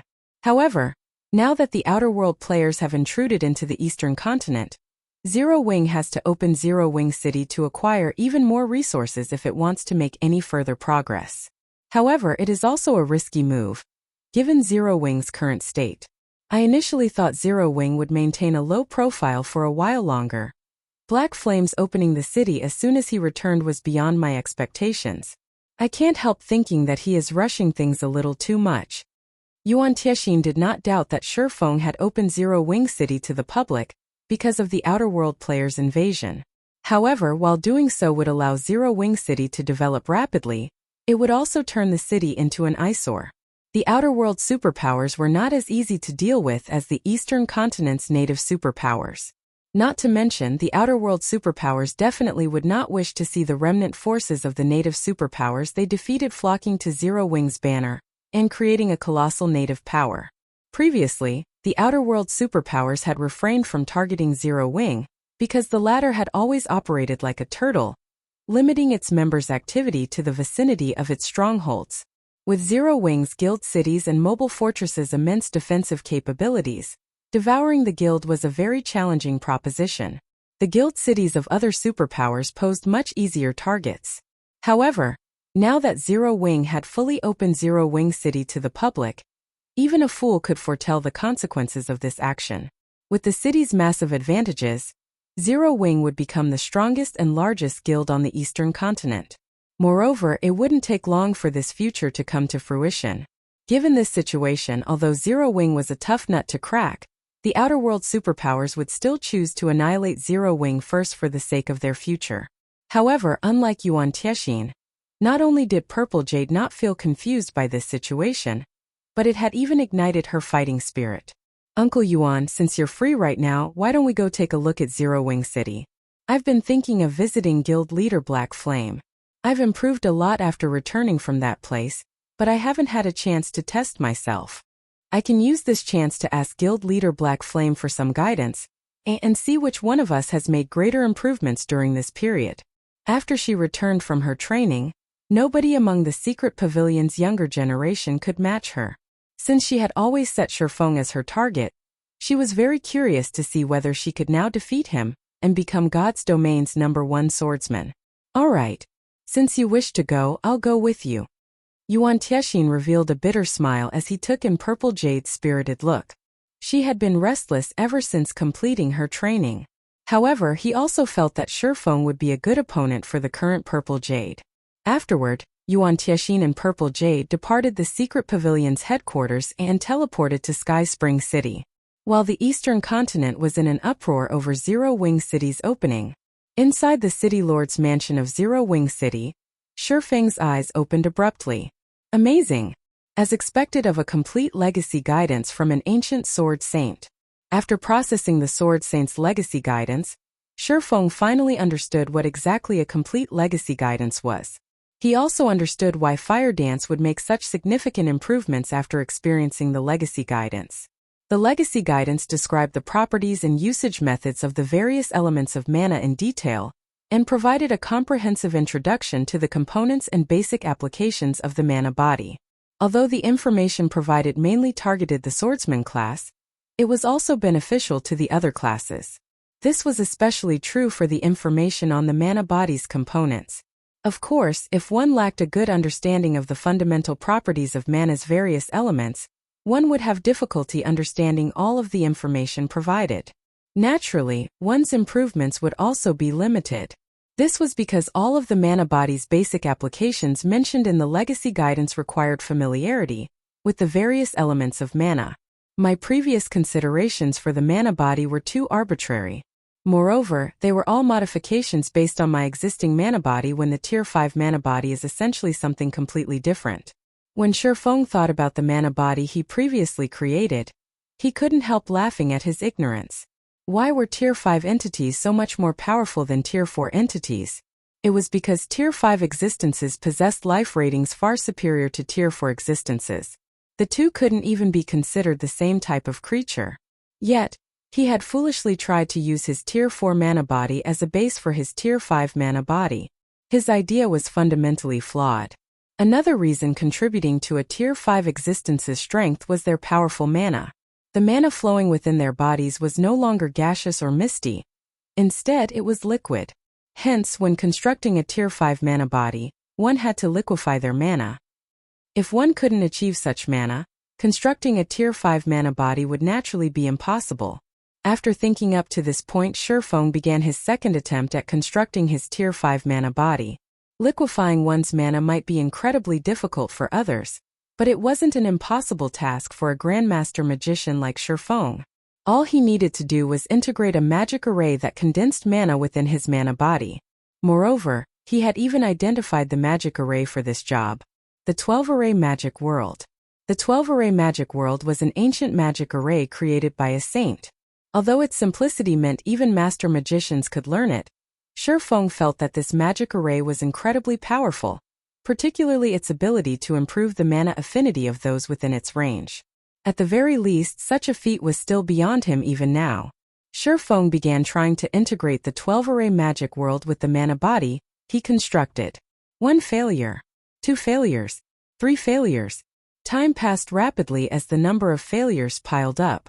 After an unknown amount of time had gone by with success still nowhere in sight, Shifeng began to doubt his plan's feasibility. However, just when he considered giving up. Read latest chapters at Wuxia World. U System. Congratulations! You have successfully constructed a new mana body. The constructed mana body's strength is at 336% of your current mana body and has reached the Tier 5 standard. The created mana body is evaluated to be at the epic rank. Do you wish to replace your current mana body with it and get promoted to Tier 5? A Tier 5 epic mana body? Shifeng was momentarily dumbfounded. He had known that so long as he succeeded, his personalized mana body wouldn't be of low quality. It would reach the gold rank at the very least. However, he never expected that integrating the 12-array magic world into his mana body would yield such an astonishing result. He immediately chose to replace his mana body without hesitation. He had created this mana body out of sheer luck. If he tried recreating it, he wouldn't necessarily achieve a similar standard. Hence, he naturally had to accept it.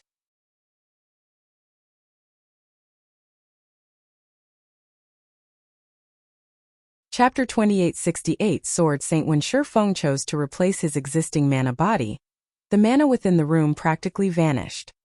His new mana body had drawn even the mana stored within the deep void. Like a hungry beast, his new mana body devoured the mana around it, nourishing itself continuously. This phenomenon lasted for more than a minute before it finally stopped, and the room's mana gradually recovered. Tier 5. So this is the power of Tier 5? When Shifeng sensed the frightening power his body exuded effortlessly, and the indescribable feeling of omnipotence, he finally understood why even Tier 4 world creation experts couldn't defeat a bona fide Tier 5 existence. He also fully understood the strength and terror of Tier 5 existences. Compared to when he was a Tier 4, the mana flowing inside his mana body was many times denser. The volume of his mana had also increased by more than tenfold. Now, even the world around him was having trouble holding his mana. If even the world of God's domain itself could not withstand the mana of a Tier 5 existence, there was no need to mention the small world created by a Tier 4 world creation expert. Moreover, this wasn't the only factor that made Tier 5 existences powerful. System. Congratulations! You have become a Tier 5 Blade Saint Sword Saint. All basic attributes plus 5,000, all resistances plus 500, mana recovery rate increased by 300%, all physical and magical attacks received that are below Tier 5 will be weakened by 40%. All basic attributes increased by 150%, physique increased by 200%, and reaction speed improved by 100%. Rewarding 200 legacy skill points. He had received a flat increase of only 2,000 points to all basic attributes when he got promoted to Tier 4 yet received a 5,000 point boost for reaching Tier 5. None of his weapons and equipment could provide such a significant amount of basic attributes, not to mention the massive boost to his physique. Right now, even if he replaced all his equipment with bronze equipment, he could still beat up a Tier 4 expert fully geared in epic equipment. In terms of basic attributes, he could match a Tier 4 expert with several pieces of fragmented legendary equipment. Only a legendary weapon could offset this difference. As for legendary equipment, the basic attributes provided would still be slightly insufficient to fill the gap. Of course, basic attributes didn't represent everything. If a Tier 4 expert's combat standard surpassed a Tier 5 expert's, the Tier 4 expert could still emerge victorious in a fight. With this power, I will have no problem fighting even Tier 5 NPCs. After seeing his basic attributes, Shifeng felt more confident about Zero Wing's future development. His strength and agility attributes both exceeded the 60,000 mark already. Typically, a Tier 4 Berserker fully geared in epic items would have only around 15,000 strength at level 150. And even if the Berserker possessed a top-tier fragmented legendary weapon, the Berserker would only have about 22,000 or 23,000 strength. As for NPCs, according to the research of players in his previous life, a level 180 Tier 5 NPC would have around 70,000 or 80,000 points in their main basic attributes. While Shifeng was still inferior to Tier 5 NPCs in basic attributes, this difference wasn't impossible to overcome. Moreover, now that he had reached Tier 5, every level up he achieved would significantly boost his basic attributes. With his current equipment, he could easily breach the 80,000 mark once he reached level 180. Not to mention, His combat standards were much superior to the average Tier 5 NPCs. Overall, he was already more than capable of contending with level 180 Tier 5 NPCs. Of course, while he might have the ability to fight Tier 5 NPCs, he wasn't so arrogant as to provoke Tier 5 NPCs. After all, he currently could cope with the most common Tier 5 NPCs, but if a Tier 5 NPC possessed even a single piece of legendary equipment, he would have to avoid them like the plague. It seems I'll have to get Fire and the others to search for some god crystals. In an era where gods had secluded themselves from the world, Tier 5 existences were indeed the apex combatants of God's domain. However, there were still significant differences even among Tier 5s. The possession of legendary weapons and equipment played a vital role in this difference. Only after obtaining a legendary weapon or equipment could a Tier 5 expert enter the leading echelon of Tier 5 existences and walk around God's domain without fear. Such a Tier 5 expert would be an invincible existence short of Tier 6 gods. However, if a Tier 5 expert did not own a legendary weapon or equipment, they would only be second-rate among Tier 5 existences, regardless of any heaven-defying combat standards. While they might be able to contend against Tier 5 experts belonging to the leading echelon, they would never be part of it. Indeed, the difference between having a legendary item and not having one was precisely that massive. In the past, every Tier 5 expert capable of transcending tiers to fight Tier 6 god-ranked experts owned a legendary weapon or equipment, with some even having more than one. If Shifeng wanted to roam God's domain without fear, obtaining a legendary weapon or equipment was of utmost importance. After Shifeng familiarized himself with his Tier 5 mana body, he left the statue room. However, when he stepped into the City Lord's mansion's lobby, he was stupefied by the sight that greeted him. People crowded the room to capacity. Apart from the Zero Wing members maintaining order, the other players in the lobby were members of guilds and adventurer teams. These players were lined up in front of the service counters to rent either a shop or a private house in Zero Wing City. They had bloodshot eyes and frantic looks on their faces as they waited in line. BRIL/BBL/B if not for the 200 Tier 3 NPCs, 3 Tier 4 NPCs, and many Tier 3 members of Zero Wing maintaining order, a fight would have long since broken out in the lobby. Didn't I tell Liang Jing to raise the rentals for the shops? Did she make a mistake? Shifeng found this scene very puzzling. Anyone who wasn't a fool could tell how popular Zero Wing City currently was. However, Zero Wing City had limited land. Even if it was now a main city, it still didn't have enough land to satisfy the Eastern Continent's entire player population. Hence, to maximize Zero Wing's profits, raising rentals was a must. Shifeng approached one of the service counters to inspect Zero Wing City's shop's rental prices. However, what he saw made him gasp. How ruthless is she? Even a small shop located in Zero Wing City's outer area had a rental of 3,000 magic crystals and 600 gold per week, more than double the price Shifeng intended. The amount of magic crystals Liang Jing charged was particularly maddening.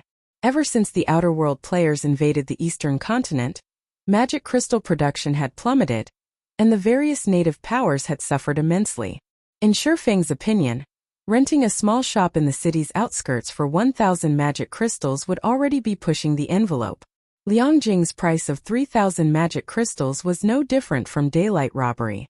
As for the shops located on Zero Wing City's main street, the minimum price was 20,000 magic crystals. One couldn't even use coins to offset part of the rent. Moreover, one had to bid for these shops in an auction. Despite these cutthroat prices, players still filled the City Lord's mansion's lobby. Shifeng found this situation utterly unbelievable. For a moment, he even wondered if magic crystals had suddenly depreciated during his seclusion. Just when Shifeng thought of contacting Liang Jing to ask her about Zero Wing City's situation, he suddenly received a call. The caller was none other than Liang Jing. Read latest chapters at Wuxia World. Guild leader, can I interrupt you for a moment? Liang Jing asked anxiously. Did something happen to Zero Wing City? Shifeng asked strangely. No, it's just that the secret pavilion's people came to visit. Aside from them, 3 of the 5 great super guilds have sent representatives to us. There are a lot of them, and some of them don't seem to be here with kind intentions, Liang Jing said nervously. They are waiting in the residence's reception room right now, and they say they must meet with you no matter what. The secret pavilion was a transcendental power, while the 5 great super guilds were godlike existences in the virtual gaming world. If news that 3 of the 5 great super guilds had arrived were to spread, it would cause a sensation. Alright, I got it. I'll head over now. Have them wait for a moment. Shifeng chuckled when he heard Liang Jing's words, not at all surprised by this situation. After all, the current Zero Wing City was no ordinary city.